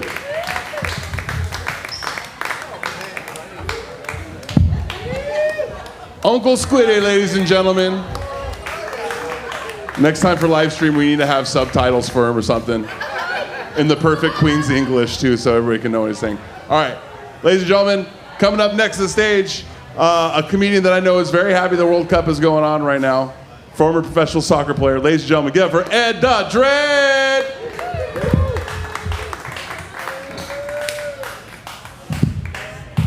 All right, let's hear it for Chino, Skylar, and the Paia Bay Coffee and Bar. Tip your fucking wait staff. Woo! Good to be back. Last week, I was in Oceanside, California at the USA Surfing Championships. Yeah. I actually ended up winning second place in the over 40 men's longboard. Thank you, thank you, thank you. When I showed up, they were tripping that a black guy was there for the longboard national championship. They tripped out even harder as I put on a hooded wetsuit. If you don't know anything about a hooded wetsuit, they're all black and it's basically a waterproof shiesty mask. So I didn't have to surf to get second place, I just stuck them bitches up. Yeah. Just kidding, just kidding. I surfed against motherfuckers. How many people watching the World Cup? Anybody out there watching the World Cup? Yeah. This is the World Cup of the brother. I am telling you that. Canada's first goal, scored by a black man. USA's first goal, scored by a black man. Australia's first goal, scored by a black man. Mexico's first goal, say it with me, scored by a black man. Yeah, fucking right. The Mexican dude was not Ed the Dread Black either. He was black. Like, turn off the lights and all you see is eyes and teeth black. He had cornrows and tattoos. I looked that motherfucker up. He also has a blonde hair and blue-eyed white wife. I personally would like to welcome Julian Quinones to being African American. Mexico is North America, you motherfuckers. Damn. Let's see. Japan. Anybody seen Japan play? No? That's whose jersey I'm wearing. Japan? Fuck, they got a black goalkeeper. I swear to God, it's a whole bunch of pale-ass Asian dudes running around the field. The shot gets taken to goal. Fucking big-ass brother grabbing that shit out of the air. I was tripping. That motherfucker back there rocking the taper fucking mushroom cloud blowout. No? Fuck. Japanese, motherfuckers. All right, we talking about parties. I did play professional soccer, but I played college soccer before that. And I lived in a house with about 10 other players, 2 blocks from campus. It was basically a frat house of soccer players. We called it the soccer house. There was one time where we had a huge ass party and there was 3 floors. The 3rd floor bathroom, blown out, can't use it. 2nd floor bathroom, blown out, can't use it. So everyone in the party is waiting in line for the 1st floor. Now, I lived on the 2nd floor and I locked my door every time I left. My homie never locked his door. He went upstairs to get a bottle of liquor at one point, and a chick came walking down in regular New Jersey attire. She had on like a plaid skirt, some leggings, some long socks, and some Uggs. Rushed down the stairs to the living room. So my boy goes up to his room, notices that his closet floor is wet. Bends down to inspect it and smells some shit. Literally, homegirl had taken a shit in his closet. Couldn't wait for the bathroom. The best part about it was he came down with the shoe and looked at her and was like, "Bitch, you are out of here. Shitney Spears." She literally looked like Britney from the fucking music video back in the day. Another time, we were pre-gaming for a party at our home, and you know, college dudes end up trying to have big egos and get drunk as fast as they can. So, we were doing self-keg stands. Has anyone here ever done a self-keg stand? No? Kick your feet up on the wall, hold yourself up by your arms, pump the pump with one arm. Okay, so I'm pretty tall. So I moved the keg closer to the wall because to me, excuse me? Not 6'7". No, not 6'7". That was a good one. I moved the keg closer to the wall so that physics wouldn't fuck with me. When I came down from my keg stand, the shortest dude in the house was next. He saw my logic and used his drunk logic and moved the keg further away than it originally was. He kicked his fucking feet up, and when he went to pump, not only did his arm give out and hit his forehead, the keg flipped forward and he busted his front tooth out. Yeah, it was great. I mean, I don't even have anything more to say about that than that. But that homie fucked his shit up. Let's see. I think that's good. I think I'm good with the parties on that one. Let's hear it for your staff of the Comedy Simulator, y'all. Thank you. I'm Ed the Dread. That's my time.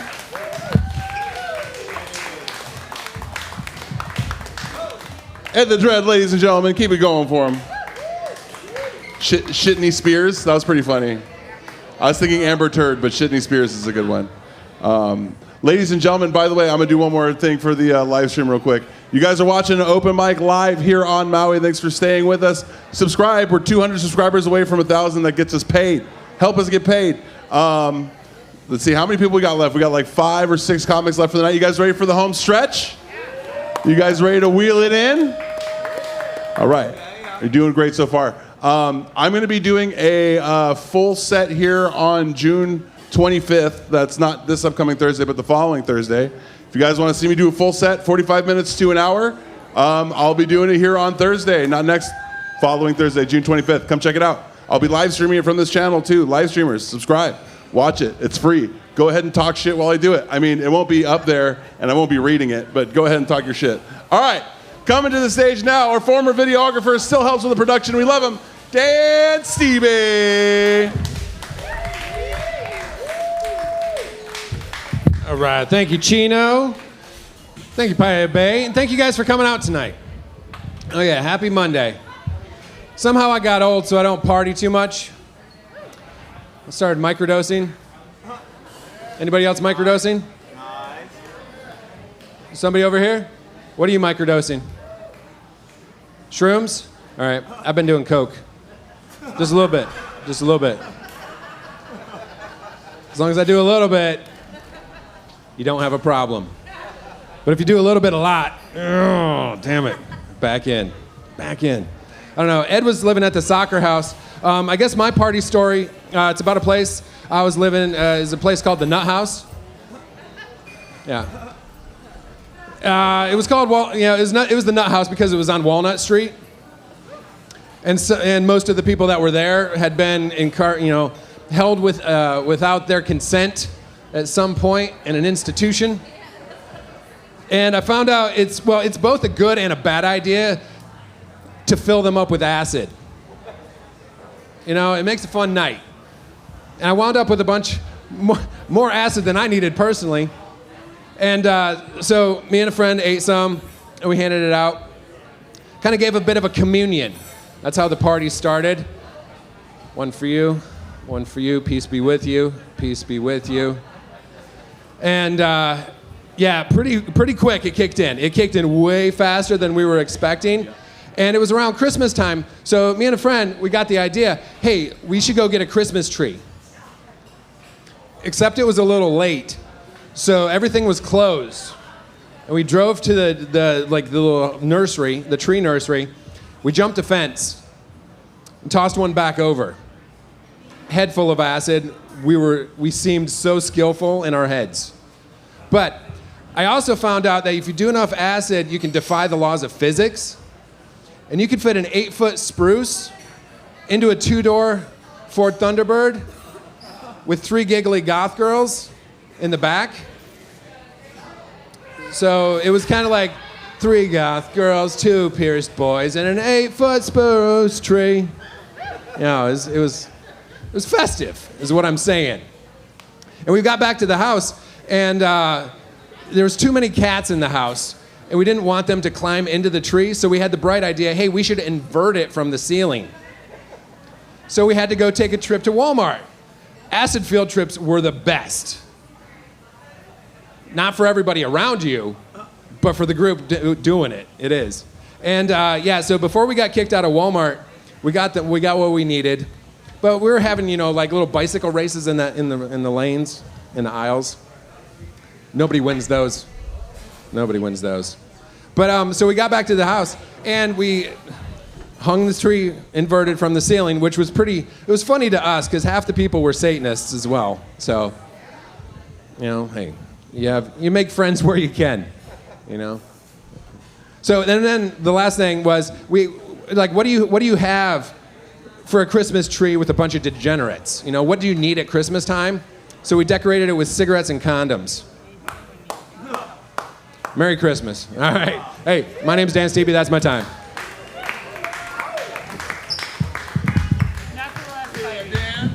Dan Stevie, ladies and gentlemen. That's the Aloha shirt of somebody that wears one to work. Give it up for Dan Stevie. You can tell. The collar's got use. That's how I think it's washed weekly. All right. Ladies and gentlemen, come up to the stage next. A comedy phenomenon that's been joining us for the past 3 weeks. We've been enjoying her. We hope you do too. Give it up for Semele.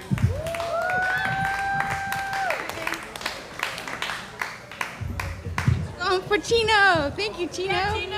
And don't forget to tip your wait staff. Also, parties. Well, anybody here been to a swinger party? Anybody know what those are? Well, they're kind of weird. And I went through this phase in Colorado.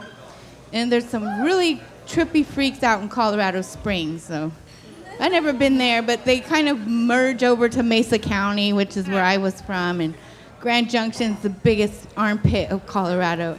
Anyways, there's some really freaks there. Swinger parties. So I guess I would consider myself a reformed swinger. I don't do that anymore, but we don't want the word to get out. It's a small island, okay? And I'm what they call a unicorn. So yeah, I'm retired. I'm a retired unicorn.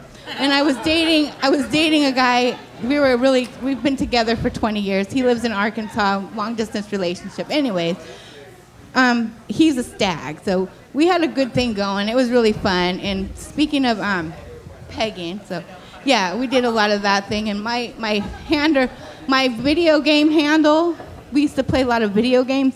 And my video game handle was She Pegs the Best. So anyways, like I said, he lives in Arkansas, and we don't talk about that because, like, it's a small island, you know? I don't want to have the word get out and people come knocking on my door and, like no, we don't do that anymore.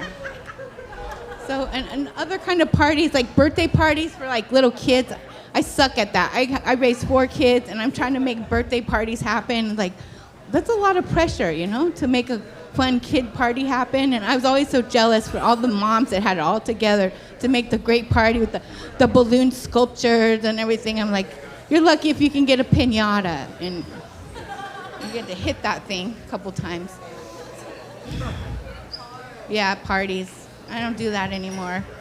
People suck, you know? You can't really party with people, and they get a little bit of butt hurt about things when you make jokes about them, and they're always saying things like, it's so stunning. Like, oh my God, people suck. They really do. Even your best friend can get on your nerves.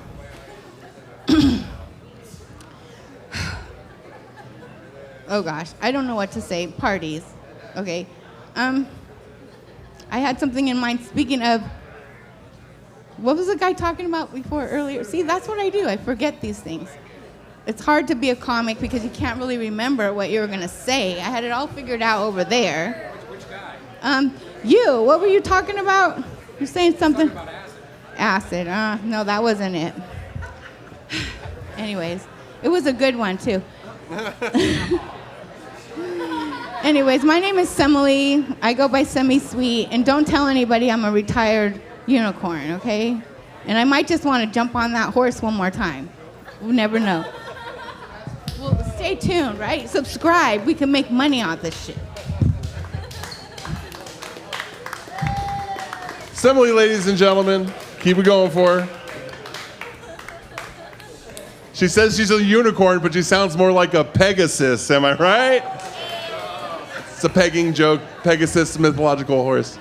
You really have to read a book to get that. It's a really good one. When you get it on the drive home, tell me about it later on Instagram. Ladies and gentlemen, coming up next to the stage, a comedian who's been a part of the Comedy Simulator for a long time. Give it up for Mr. Diamond Vibes.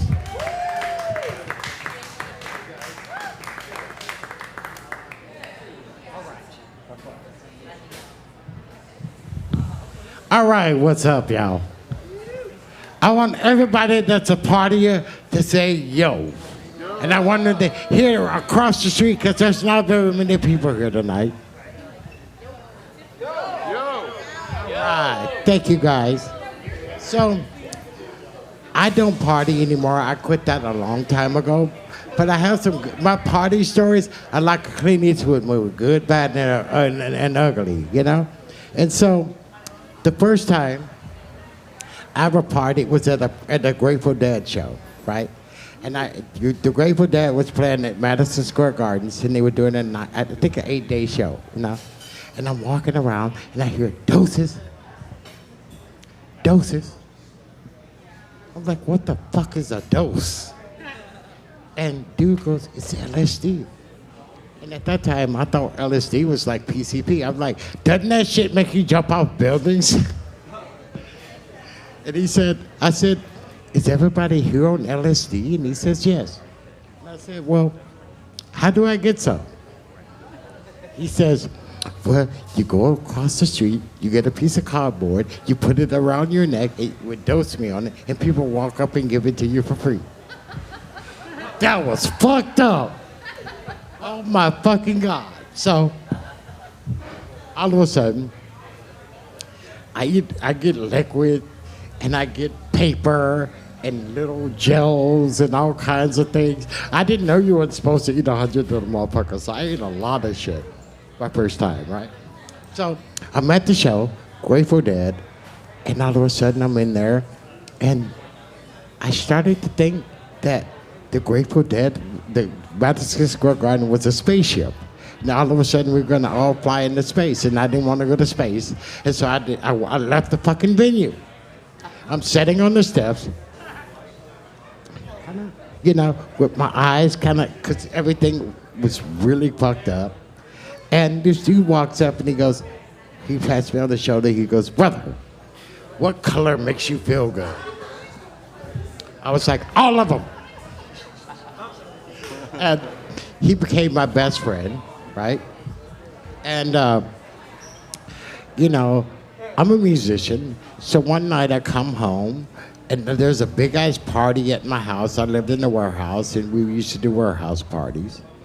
And my roommate, business partner / gives me an Altoid can, right? And I'm like, bro, what the fuck is this? And he's like, well, it'll help you stay awake for the rest of the night because, you know, the party's gonna go on until 6 in the morning. So I'm like, okay. And I do this shit, and it's fucking ketamine. And I'm in the fucking K-hole, but I'm puking the whole time. Blah. It just made me sick at the fucking stomach. And I'm like, is this what the K-hole is all about? This is some bullshit. Right? So, you know, as it goes, I used to drink Jameson. I used to drink a lot of Jameson to the point where I walk into a bar and they sit the Jameson up on the counter because they knew that was exactly what I was going to order. But I went to Africa. They told me that to get back into my own country, I had to take this thing called the COVID vaccination. The worst mistake of my fucking life. I ended up with kidney failure, heart attack, and a fucking stroke. No joke. Just say no. And so, you know, as it goes, I don't touch anything now, you know? And I love being me, and I love being sober. You know what I mean? And I love you guys. Thank you so much. Thank you, Tino.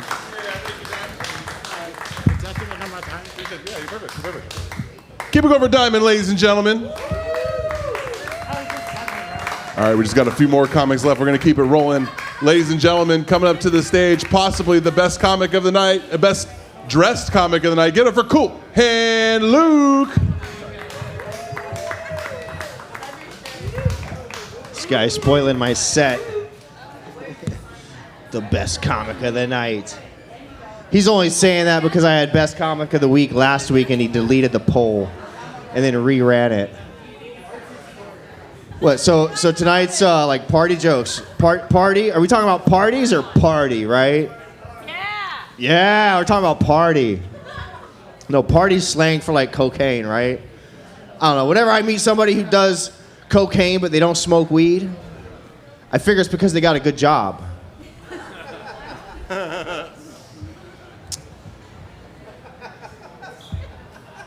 Cocaine's funny, right? Whatever. It's got a couple different names. Crack cocaine. It's still cocaine. But people think it's different, right? I mean, whatever. But you know, when buying crack, $1 worth of crack actually costs $100. $2 of crack actually costs $200. But when a crackhead offers you a $3 blowjob, still just $3.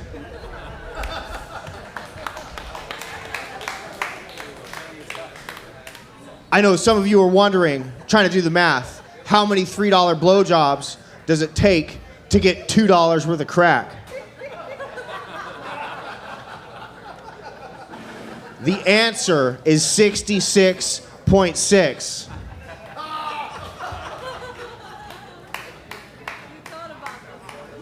You know, I'm not religious, right? But I believe that anybody who gives somebody else 0.6 blowjobs deserves hell.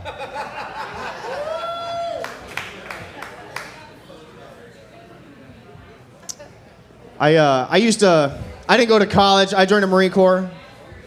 That was the smart thing to do, trust me. Trust me. I ran a house. We threw parties. We threw bi-weekly parties in a dry country. Okay, so it was like the most insane parties you can imagine with like, it was in Saudi Arabia, so the entire nursing staff of Saudi Arabia is like European females. And then like, there's a whole bunch of expats, whatever, and they would just come to our house and party. Basically like, the guy who's the king of Saudi Arabia right now was at my house when we was like in our early 20s, just hanging out, having a good time. That's the only really good story I have. There was another story one time I was at a Halloween party and I got so high on mushrooms that somebody was trying, you know, there was a couple, like a man and a woman in costume, Halloween, right? And they were trying to trip me out, right? Like by being weird, I don't know, right? But it got so weird for them that they had to just excuse themselves, right? Like I was just too high for them to trip out, and then my high started rubbing off on them. You guys know how mushrooms are, right? So they just caught the wave that I was on. They're like, holy fuck, we gotta get out of the water. It's big waves only, baby. It's Maui. Oh, what are we doing tonight? Party themes. I like to smoke weed. My favorite thing about weed is like there's a lot of good reggae songs that go with it, right? I like weed-based reggae songs, and I always sing like the weed reggae song. Well, they got the weed reggae songs, and then they got like the pro-weed / anti-cocaine reggae songs, right? And those are the ones that I sing extra loud, right? I got no cocaine running in my brain, right?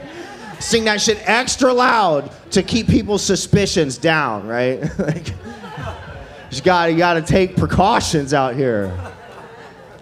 Man, no, I'm too busy. I'm too busy to party. Too busy. I got too much going on nowadays. Yeah. And I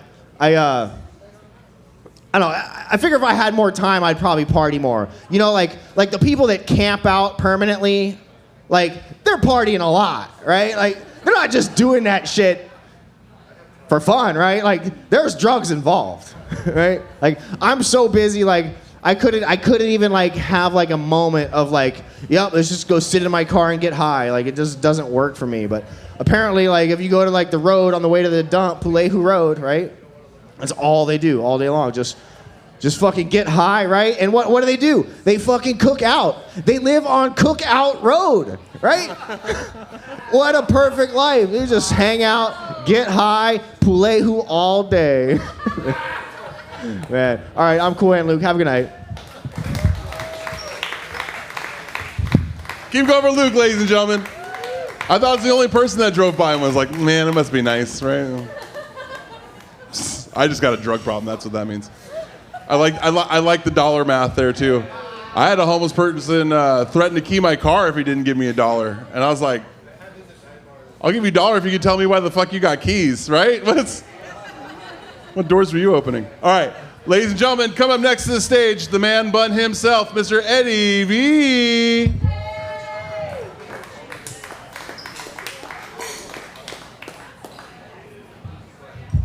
Chee to the motherfucker who is who.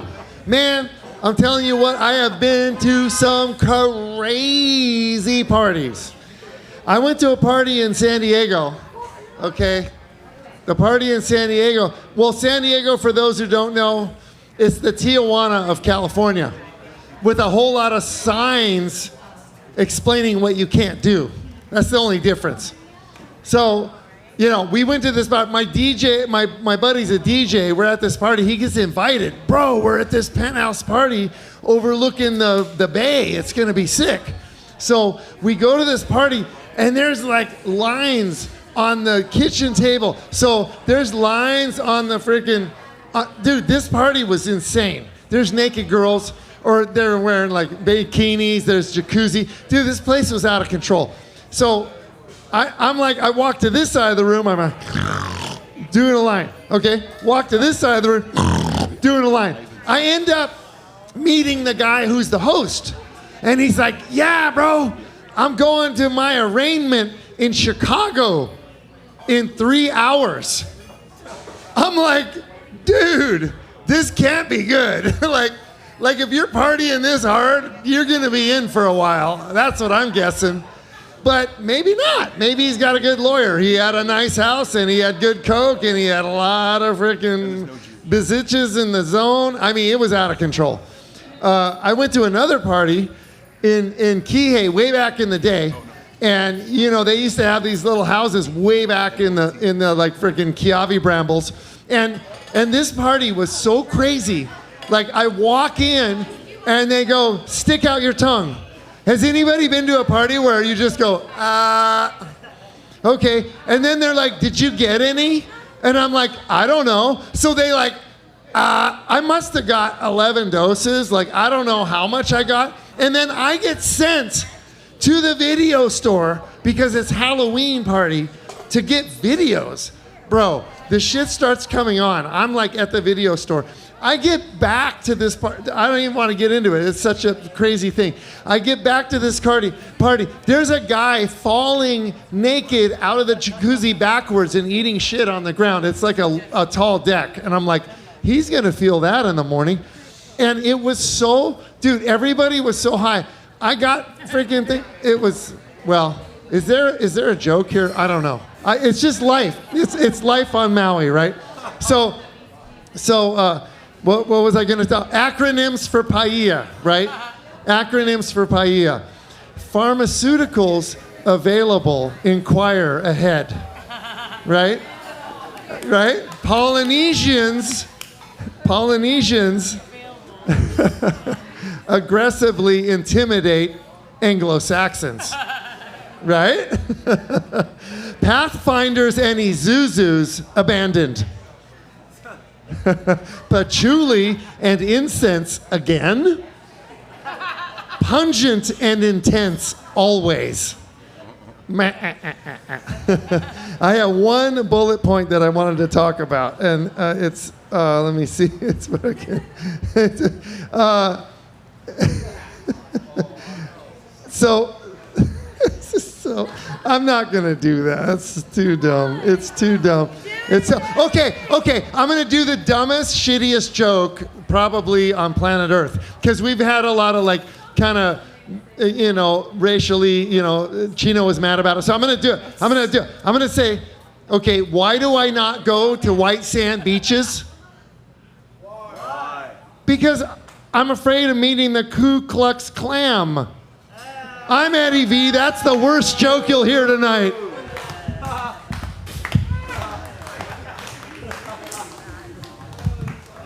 Eddie V, ladies and gentlemen, ending this set with a giant room groan. One. All right, we're gonna keep rolling right along. Ladies and gentlemen, coming next to the stage. No, he does not have a speech impediment. He is from another country. Give it for my friend Ivan Nathanson.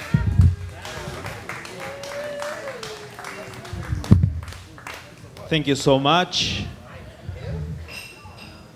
Ivan Nathanson. I don't know who say who, but okay, cool. I am a party animal. By that I mean I'm like a cat, I freak out, go out away from the noise and freak out in the corner. That's what I do on parties.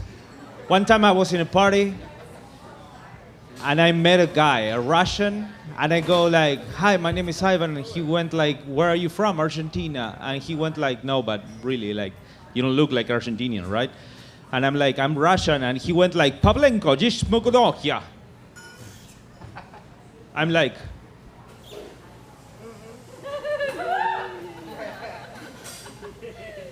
Niet. I don't know. My friend looked at me and went like, hey, you should be careful with what you say, right? But anyway, I'm Argentinian. I'm half Russian, for sure, for real. I'm half Italian. People think I'm German. And someone told me that I sound Japanese, so basically I'm the bad side of World War II.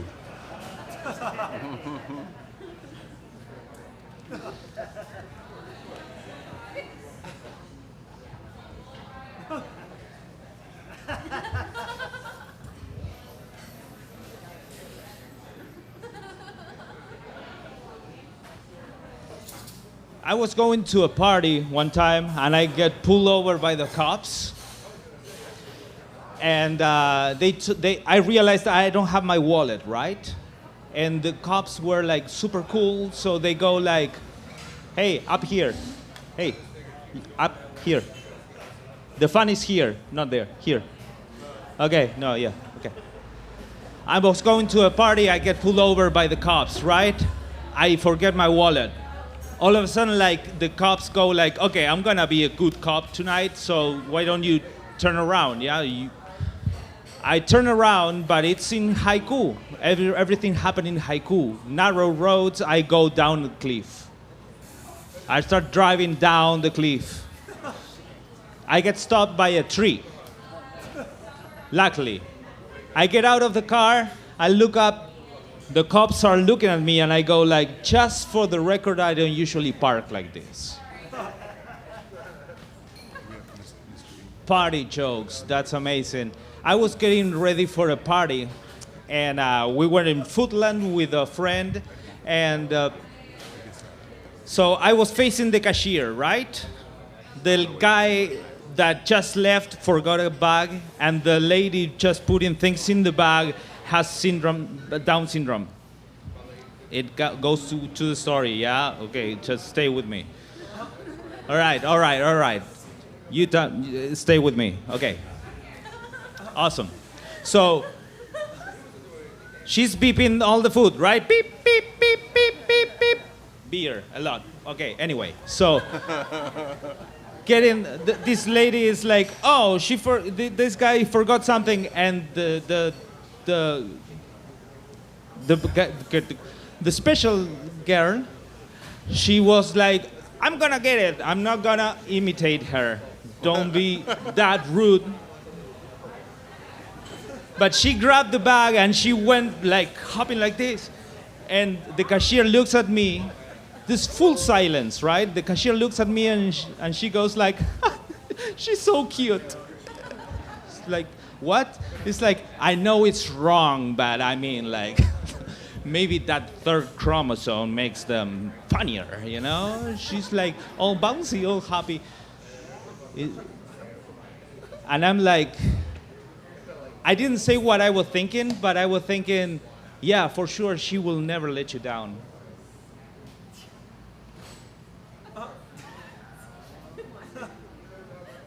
All right. The crowd is dead, like my father, like I said last week. Thank you so much. Keep going, Ivan, ladies and gentlemen. You know, Ivan, with that accent, someone could mistake you for special needs. All right, we got 4 more comics. We're going to call it a night. I'm going to check in real quick. Mr. E, I see you there. Brady, you here? Where's Brady at? Brady's here. Joshua, you ready? Joshua's here. And then Anahita? All right, wonderful. It's going to be in that order. You guys ready? We're going to do it rapid fire. Last 4. You guys ready to bring it home? Ladies and gentlemen, come to the stage. Give for Mr. E. Or are you by your name tonight? You wrote Matthew. It was weird. Mr. E, ladies and gentlemen. Hey, thank you. Keep going for Chino, everyone. First of all, let's be realistic. The likelihood of me writing my name Matthew on any kind of paper that could be caught by a public agent is just non-existent. 0 chance. I let Dan write that name. Man, party jokes. It's almost like they're begging for me to be here. But there's one thing I know. It's the party. I might have been the reason San Francisco got COVIDed out. I was blowing it up. Haight Street was a new place that was years. It was a lot of fun. Talk about, you know, one of my favorite things about Portland is they don't know that they're not a music festival. And it's great because you can dance all night. There's food trucks open on every street till like 4 in the morning. And you know, it's a lot of fun. Fire performers everywhere, clowns everywhere. But you look at it and you realize the one downside to perpetual parties, the longer a party goes, the bigger a camp becomes. I don't know if any of you have ever been to a Rainbow Gathering or been through a camp. It's like the creepiest part. I mean, don't get me wrong. There's a lot of really magical and amazing things in Rainbow, but you have to walk past a camp to get there. And if you can get through a camp without somebody trying to bum heroin or give you a needle, you must be invisible. I don't know. I think one time I walked past a camp and didn't step in a pile of vomit. It was daytime. That was good. It was nice, but let's get on to some. Has anybody ever partied in big cities? What city? What cities you party in? Word. Does Philly count as a party? That place looks pretty low. That looks like a giant tenderloin district. Was there a corner that doesn't have a crack dealer?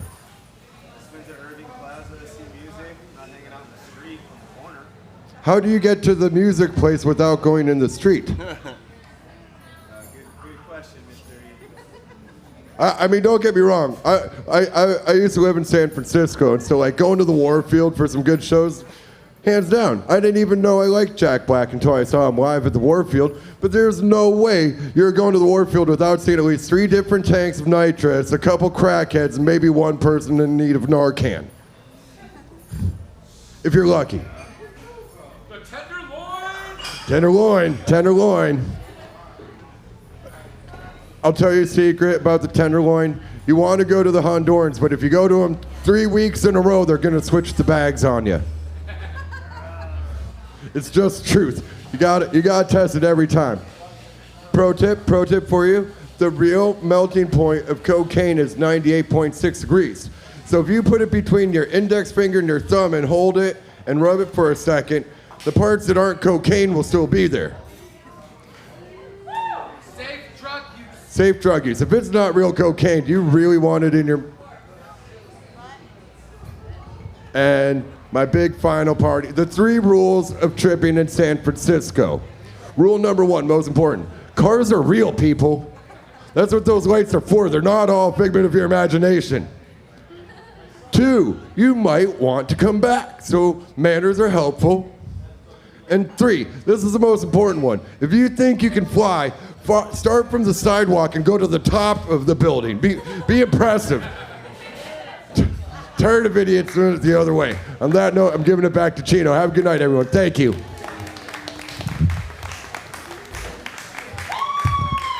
Mystery, ladies and gentlemen. Telling you how to find out that your cocaine is pure by rubbing your thumbs together. By the way, if there's fentanyl in there and you do this, you are going to overdose. Don't do that. All right, ladies and gentlemen, coming up next to the stage. Do I see instrument? No instrument in your hand? Ladies and gentlemen, give it for Mr. Brady.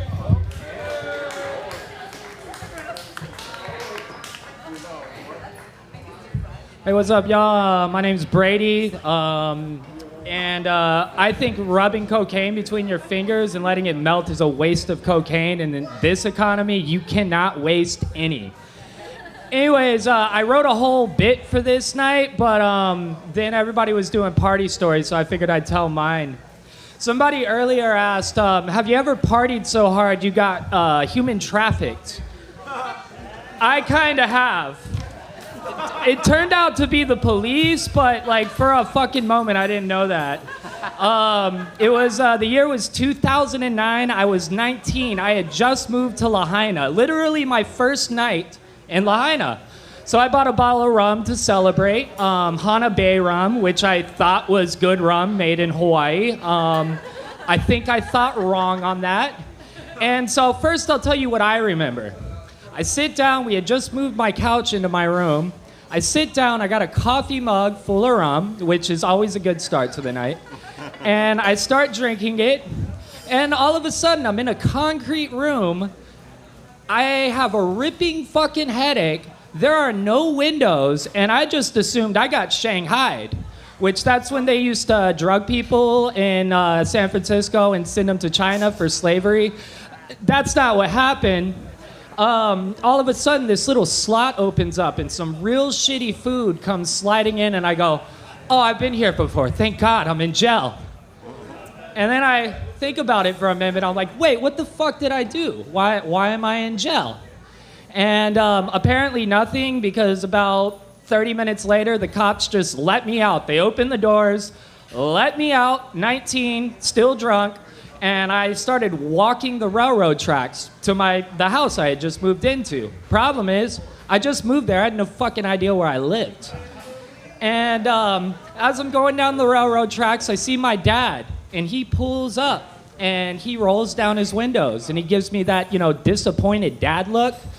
And I say, Dad, do you know where I live? He said, did you have fun last night? I'm like, I have no fucking idea, but do you know where I live? And he said, yeah, I know your new address. I'm like, will you take me there? Fuck no. Keep walking. So now I'm walking the railroad tracks in the Lahaina heat. Takes me quite some time to find my house, but I finally do. And now I have questions for my roommates. Here's what my roommates told me happened. I sat down on my couch. I started drinking rum. I drank more rum. And then at some point, I stood up and said, I want to go get some pussy. And I walked out of the front door. Now, my roommates were supposed to be my friends, but I was like, why did you let me, drunk as fuck in a new town, walk out looking for pussy? Well, I had hit on my roommate's girlfriend first, and it was that or my roommate beating the mortal shit out of me. So I was like, okay, fair enough.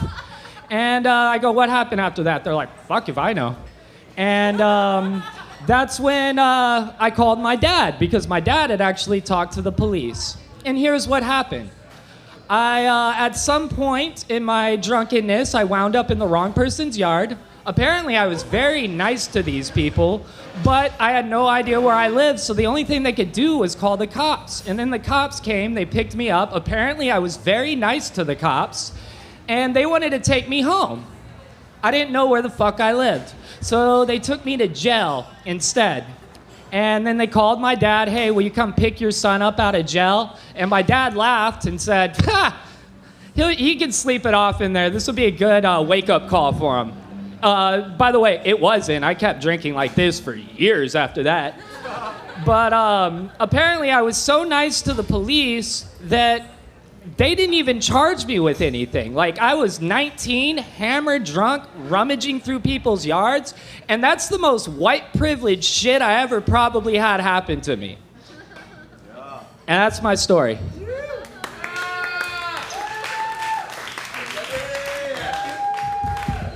That's Brady's story with his key tie and all. Ladies and gentlemen, coming up next to the stage, a comic, a poet, a man, Mr. Joshua.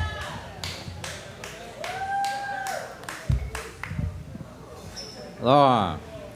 So last time I read a manifesto, so this time, how do you breed tomatoes? Well, tomata. So one time I was at a crochet party, and this 95-year-old lady told me that I crocheted like a little boy, so I told her to drop dead. And a bunch of old ladies died of laughter that night.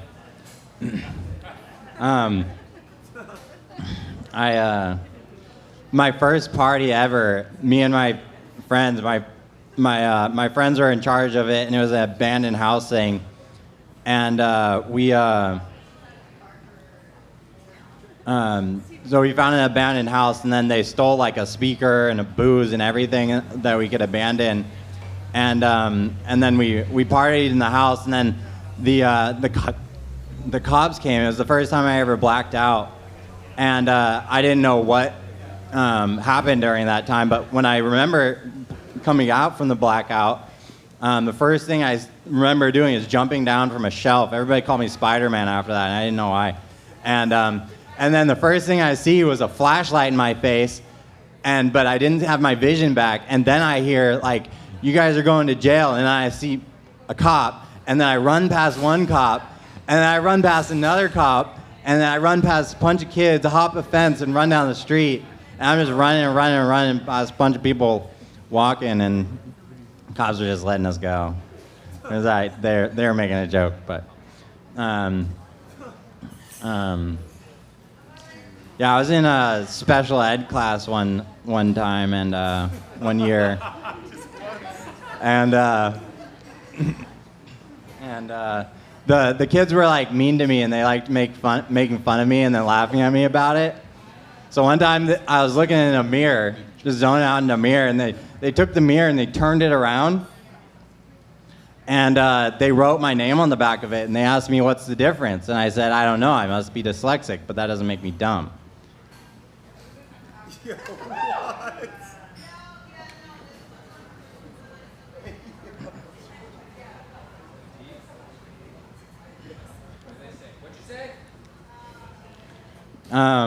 dyslexic doesn't make them dumb. Good for me. Yeah, I've been getting into AI, and I've put my poetry through AI, and I've decided that my type is AI. It's that's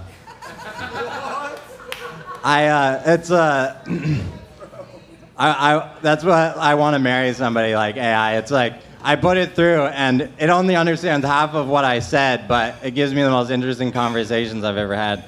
All right, yeah, that's all I got.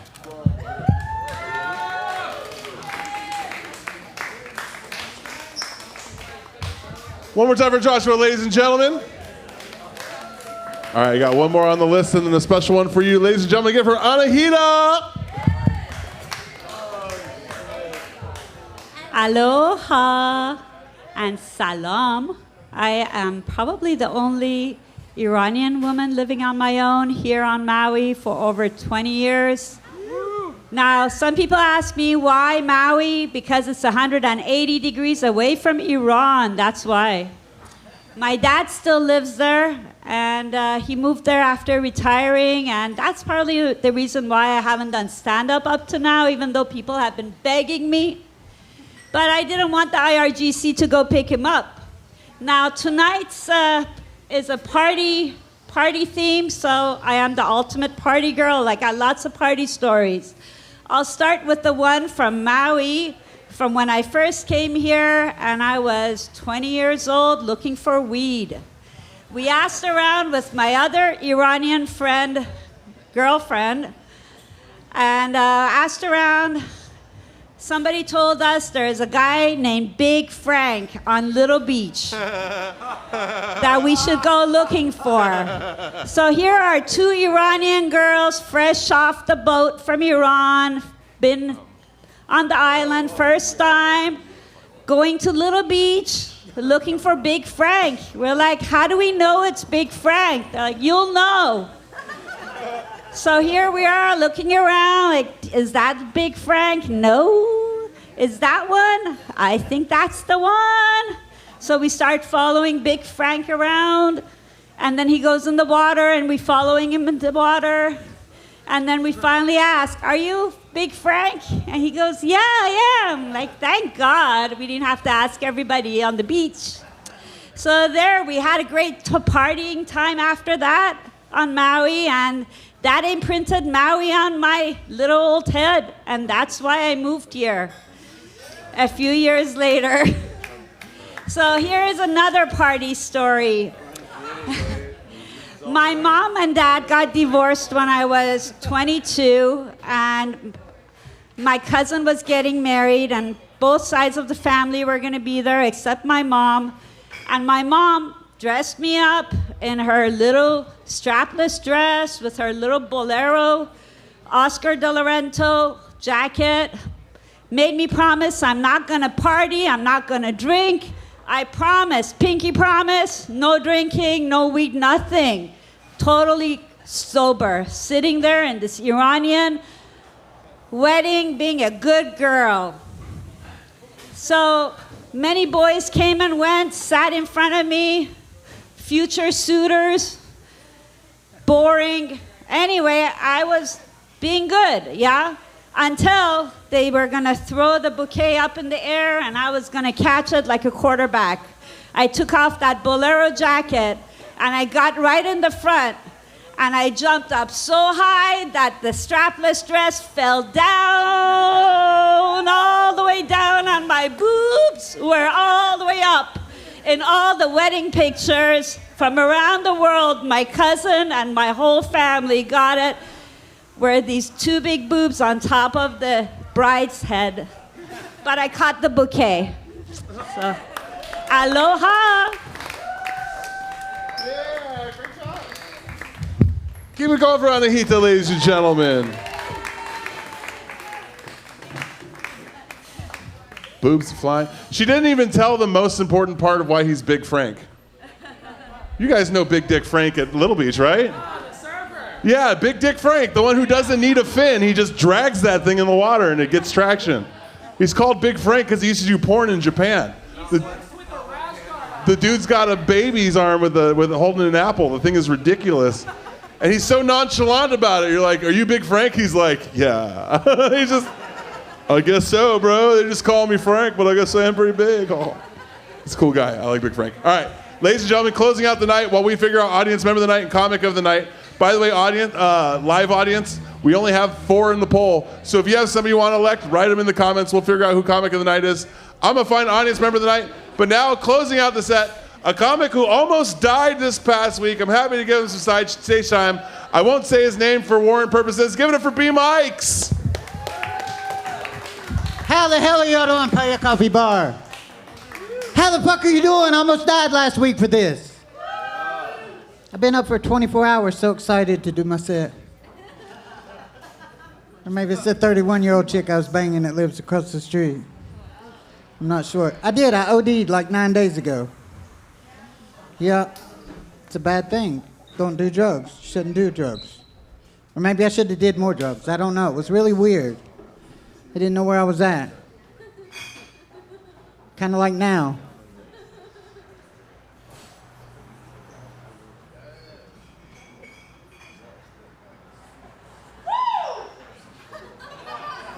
Hey, almost died 9 days ago. Let me think. Come on. They said I had brain activity, something, Parkinson's, some other kind of shit. I had 2 strokes. Was on a ventilator.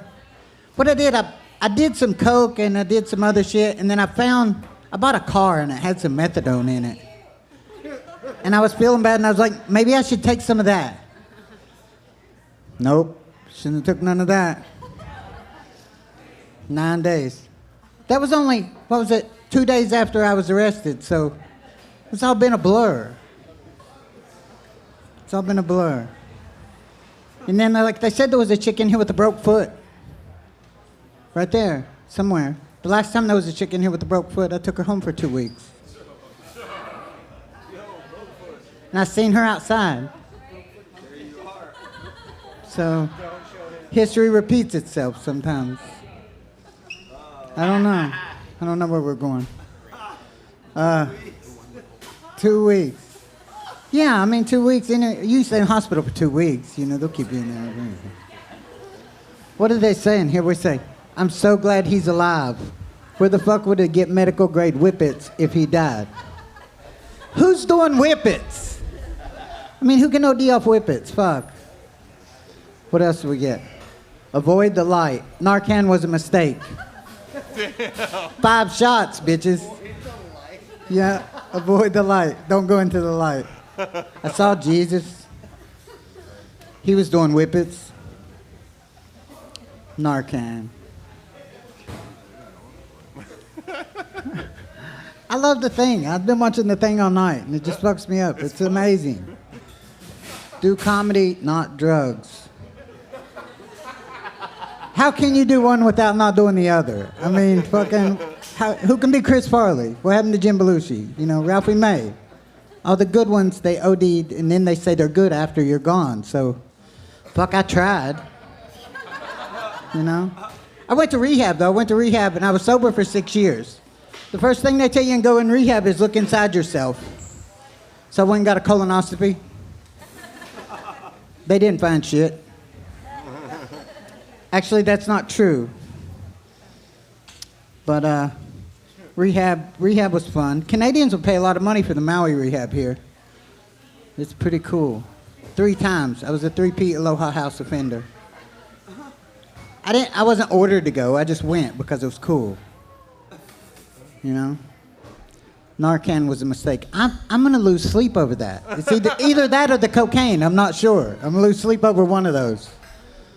He's reading the chat is the funniest all night. Hey, I'll take that. I'll fucking take that. Worst TED Talk ever. My milkshake brings all the boys to the bar. Is that what that says? I can't read anymore. I got Parkinson's. Fuck.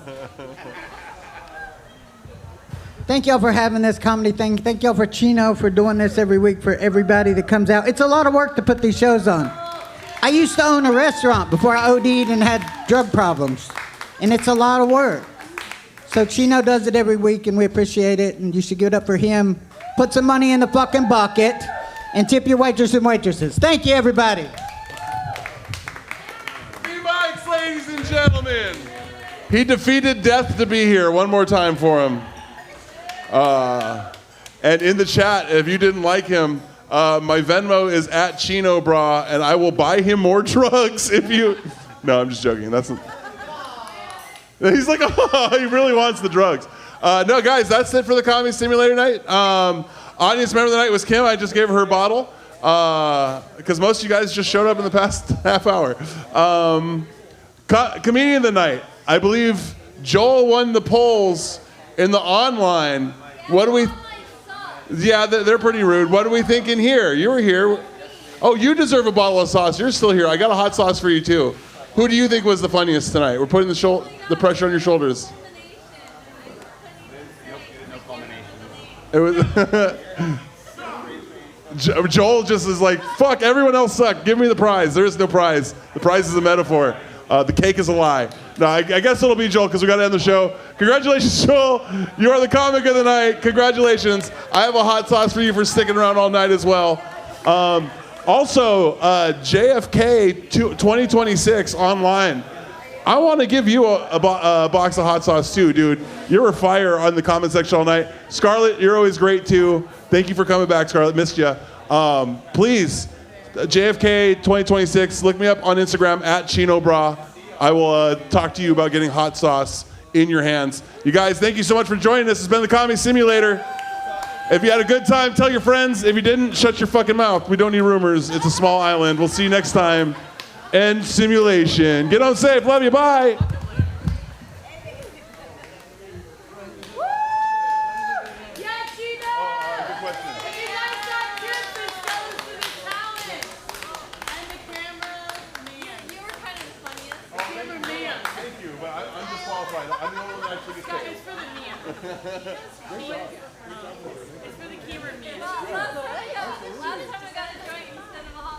I'm sorry we couldn't match a joint. We couldn't match that, but this is our legal franchise. It's the best we can do. You did not get a joint here.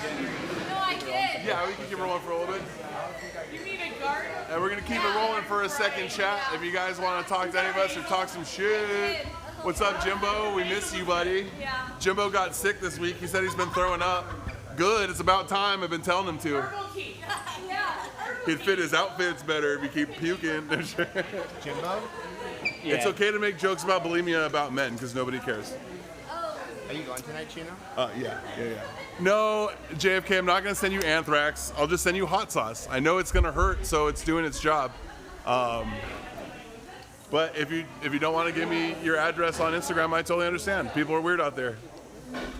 You only like shatter so you don't talk shit on Chino himself. What do you mean, Juan? You've been here for 2 episodes and I haven't banned you or anything. You're here, man. Thanks for joining us. Sorry you think everything in life sucks. Maybe do some drugs like B-Mikes. What up, Betty Vixen? Hey, good to see you, girl. I see you there. Thanks for joining us. She comes to our real shows sometimes, too. That's always cool to see some of our real-life Maui friends in the chat, too. I understand why you don't want to come out on a Monday night, too, so thanks for joining us. But no, feel free to talk shit about me. I'm totally cool with it. I've been doing comedy for over 15 years. I should have been famous twice by now, and I'm not, so obviously I suck. Talk your shit. I don't care. But I do have a TV show on Amazon and Tubi. If you can't check it out, it's called Moku Moku, all shot here in Maui. I'm also going to be shooting a movie on Oahu next week, so I might not be here. I should be here, but I might not be here. Jimbo is willing to puke on camera for you, Allison. And Allison, appreciate you for being a long-time viewer. I think I've seen you in at least 3 weeks of chats. Allison Wayland, appreciate you. Very bold using your full name on the internet, but dope. Scarlett, no, I liked your set. You were very, very funny. It's just carrying a 40-minute to an hour-long set, very few people on the planet can do that. So, like, there's nothing, you are, I can tell you're a funny comic, and like I said, I'd love to feature you. But the headliners we bring out here, because Maui is so expensive, it's normally people who have, like, the experience with running a room that big for that long for a while. But please, I hope you didn't take my message wrong. Like, I thought you were very funny. Scarlett, you would do great in our scene too if you ever wanted to just come out here. I know you don't have, I know like it's a big expense to come out here to Maui, but maybe we'll start like an audience fund. Like maybe we'll get a special audience member out. I'm already giving you guys hot sauce. McG Misfit, he lies. He does, says the man in a hoodie with no profile picture, you fucking creep. I love that. Oh, I'm the suspicious one. Yeah, okay, buddy. Probably not even a real person. What's that? Yeah, I could probably do that. I believe that. Yeah, we would feature you, and we'd pay you for a feature set. I mean, any comics I bring out for a feature set, you'll make a few $100 at least. And I mean, we can always try to find a way to like get you more gigs while you're on island, but Maui is a pretty small island, and it is kind of difficult to make sure that everybody gets enough work. But I did think you're funny, and I definitely want to book you. The crowd turnout, it's pretty solid for an open mic. I mean, it's not as much of a crowd turnout as you guys are. Tonight's view count, I think we had something around the neighborhood of 10K. You guys are awesome for that. Thank you for that, and thank you for the subscriptions. we get about anywhere from 40 to 70 people live, and that's not including the comics. And I mean, that doesn't sound like a mega room, but if you take a look around this room, it's not a comedy club. We don't have any comedy clubs on Maui. We do a mobile comedy service so that we turn rooms into comedy clubs. And this venue is very, very stoked about it. Their Mondays were slow nights, and we've absolutely changed that. And you guys have been a big help of changing that too. Gotten the word out. Now we're getting full on like national, worldwide promotion here. Like, you guys are ridiculous. The fact that so many people watch our weird little comedy show, like, dude, the whole point. All right, the whole point of the show is to give you guys a view of like the beginning stage of comedy. Everyone has access to the highest levels. You can see all your favorite comics, and you can see them so much that you're sick of them. But like, nobody gets to really know what takes a comic from being bad to good. And this is kind of part of the process. My Instagram is @ChinoBrah. That's ChinoBrah.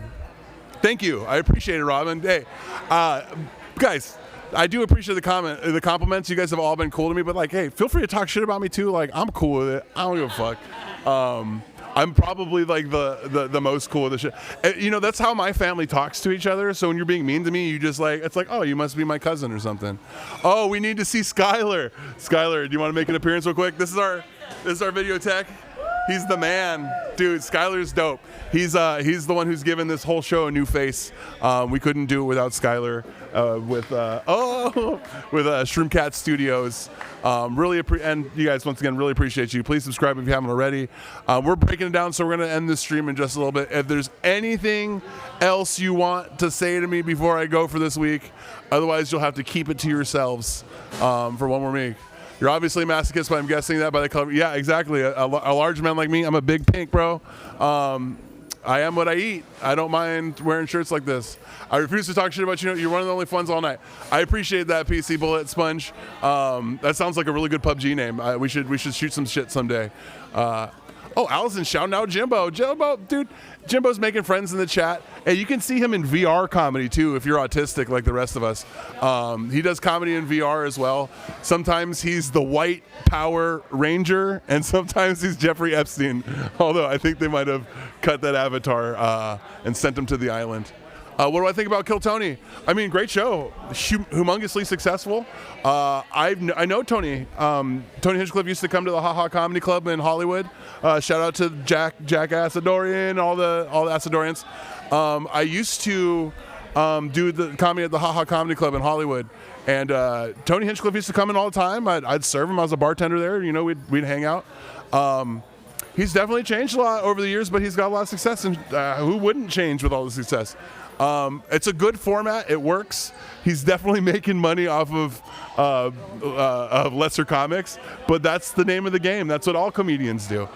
You work your ass off until you can make money, and then you make money off of people until they're good enough to make money. And that's what I plan on doing with all the comics here. They're going to be doing the dances, and I'll be making the money, me and Skylar here. And then when they start asking about money, I'll be like, well, you start a comedy simulator. No, I'm just joking. I'm not a dickhead like that. Do me or anyone in my area do comedy workshops? Sometimes we do writing sessions. I teach every once in a while. I kind of teach more through the situation. If you're looking for good comedy classes, my buddy Greg Romero Wilson teaches one of the best, and he's got online courses. Check him out, Greg Romero Wilson. That's who I learned from. But I mean, I always give out advice, solicited. Look me up on Instagram. If you have a set, send me your set, and I'll give you some notes on it. Right, Scarlett? I saw your set. Great timing, Scarlett, by the way. I really like your joke structure and timing. Real solid. It's just a matter of stagecraft. Normally when somebody gets 1,000 hours on stage, you can see it in their stage presence, and that's really like the end goal. Yeah, if you're interested in getting into comedy, Allison, feel free to message me. Dude, JFK, you're in love. Yeah, talk to Scarlett. You might have a love connection. Get married on Maui, and then we'll make the comedy simulator at your wedding. One goal we do plan on making this for is we do want to do a road show with this one day when we get enough viewers and maybe make enough money from it. We'd love to go to your guys' comedy scenes and bring on your shitty comics and, let you guys talk shit about your own people. Because as many good comics as there are out there, there's like for every good comic, there's like 500 shitty comics. So it'd never run out. I mean, you guys have seen Kill Tony. So we'd never run out of material or necessity. But we'd love to come to your backyard and hang out with you and smoke your weed. Although I don't do that. I can't smoke other people's stuff anymore. I got drugged on the road a couple times. That's happened. Yeah. Nicholas, you missed it. This is the Comedy Simulator. This was a comedy open mic. Now we're just doing the wrap-up post-show. JFK's winning a hot sauce. Yeah, right, Allison? A road show would be pretty freaking cool. And we'd love to just take over like random comedy scenes. And you never know who's going to be like the next thing. And it's kind of fun to see like our show kind of building up into this, like getting 10K views per episode is like unheard of for us. So who knows what the future is for the show? Maybe you're looking at the next Kill Tony. I don't know. Did your edibles drug me? I just found them in my bag today when I was setting up. I was like, shit, the edibles. So I've been so high that I forgot about edibles. But I will get to them, Jimbo, I promise. We just found them. All right, we're packing it up. Guys, thanks again for joining us at the Comedy Simulator. We'll see you next week, Monday, 7:15 sharp, Hawaii Standard Time, whatever time that is. Loch Ness Monster, brutally unfunny. Comedy is in a terrible state overall. Hey, man, I agree. I did comedy well for like 18 years and nobody took notice. And it wasn't until we started doing cringy shit that you started watching. So maybe if you had better taste when I was doing good shit, we would have catered to you. But because you didn't support us enough, now you just get shit comedy. And because you started following stream situations instead of comedians directly, this is what you get. Inactivity is also action in its own. So if you don't take action, you're part of it. No, that wasn't funny. But neither is the Loch Ness Monster. That is a very real danger to people in Scotland. I don't even know what I'm saying anymore. You guys have a great night. Thanks for joining us. Get some sleep. It's late where you are. Bye.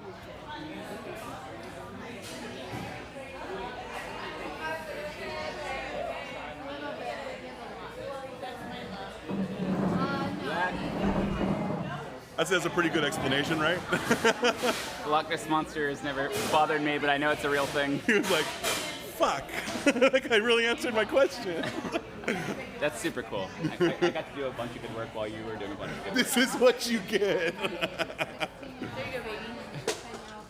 That was a great post show. Yeah, I love that stuff. That's what matters. I think it really brings it home. For all my fuck ups, I did some testing at home and it had worked. And I know what I did wrong now. Thank you. Whoa, shit fire. You might want to test that with one of those. It's fine. $50 bill. $50. I was just doing the Goonies, but then you licked it. You're putting a whole new level. I don't recommend. I've heard you don't actually tell people the thing. Don't actually tell people the thing for the following. I normally do. I didn't create one. Every single week I always hear people like go up, go up, go up, go up. And I should. I'm gonna go up maybe once and then maybe one time only. What would you like to do? I'll give you some call. Oh my God, setting it up. We'll get you on stage. Absolutely. Philippines, we talk about ladyboys. That's what I love. Travel. That's a joke. There you go. Yeah, travel stories. Travel Yeah. There you go. Hey, it's on. James Harden travels. He sure does, dude. Hey, how you doing?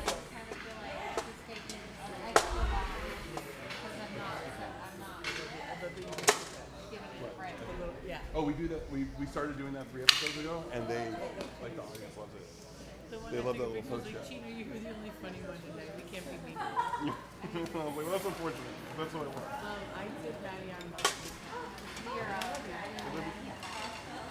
Is Shane still here? Or did he leave? By the way, I could not even handle the hair.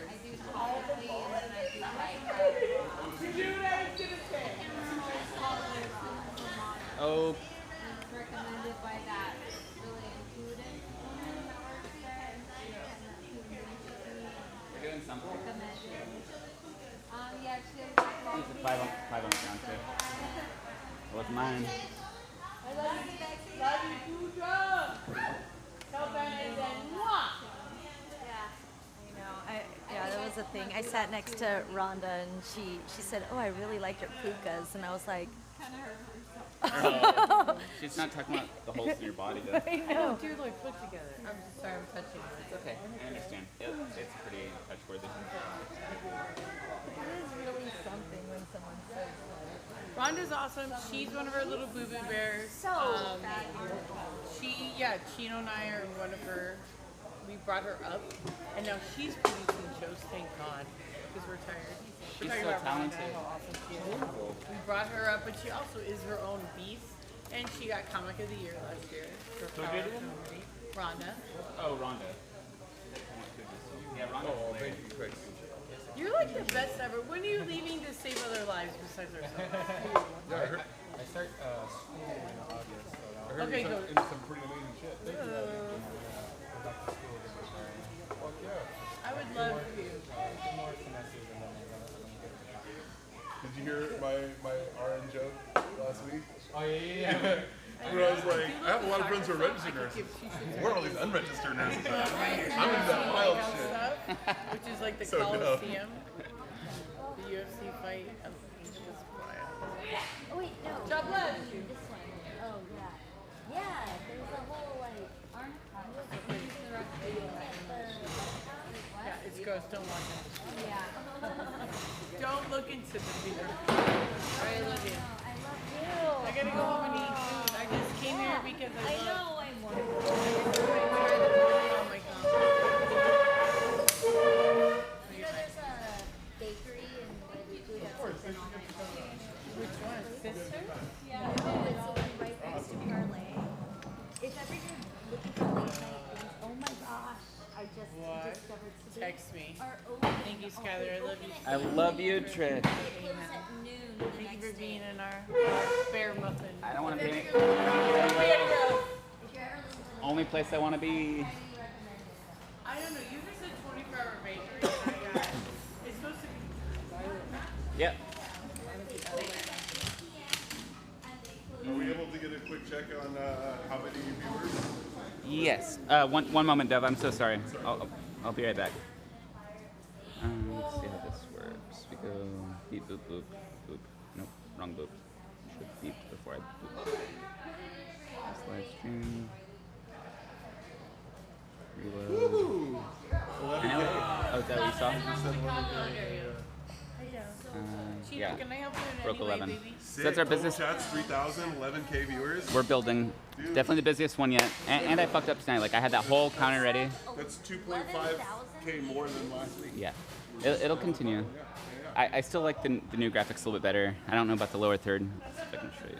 Well, I mean, you saw it all fucking night. I had it working at my house, and I know what I did now. I have internet comes in from the building. It's supposed to go. Okay. So, did we just like tune into Chino's OnlyFans? What's happening?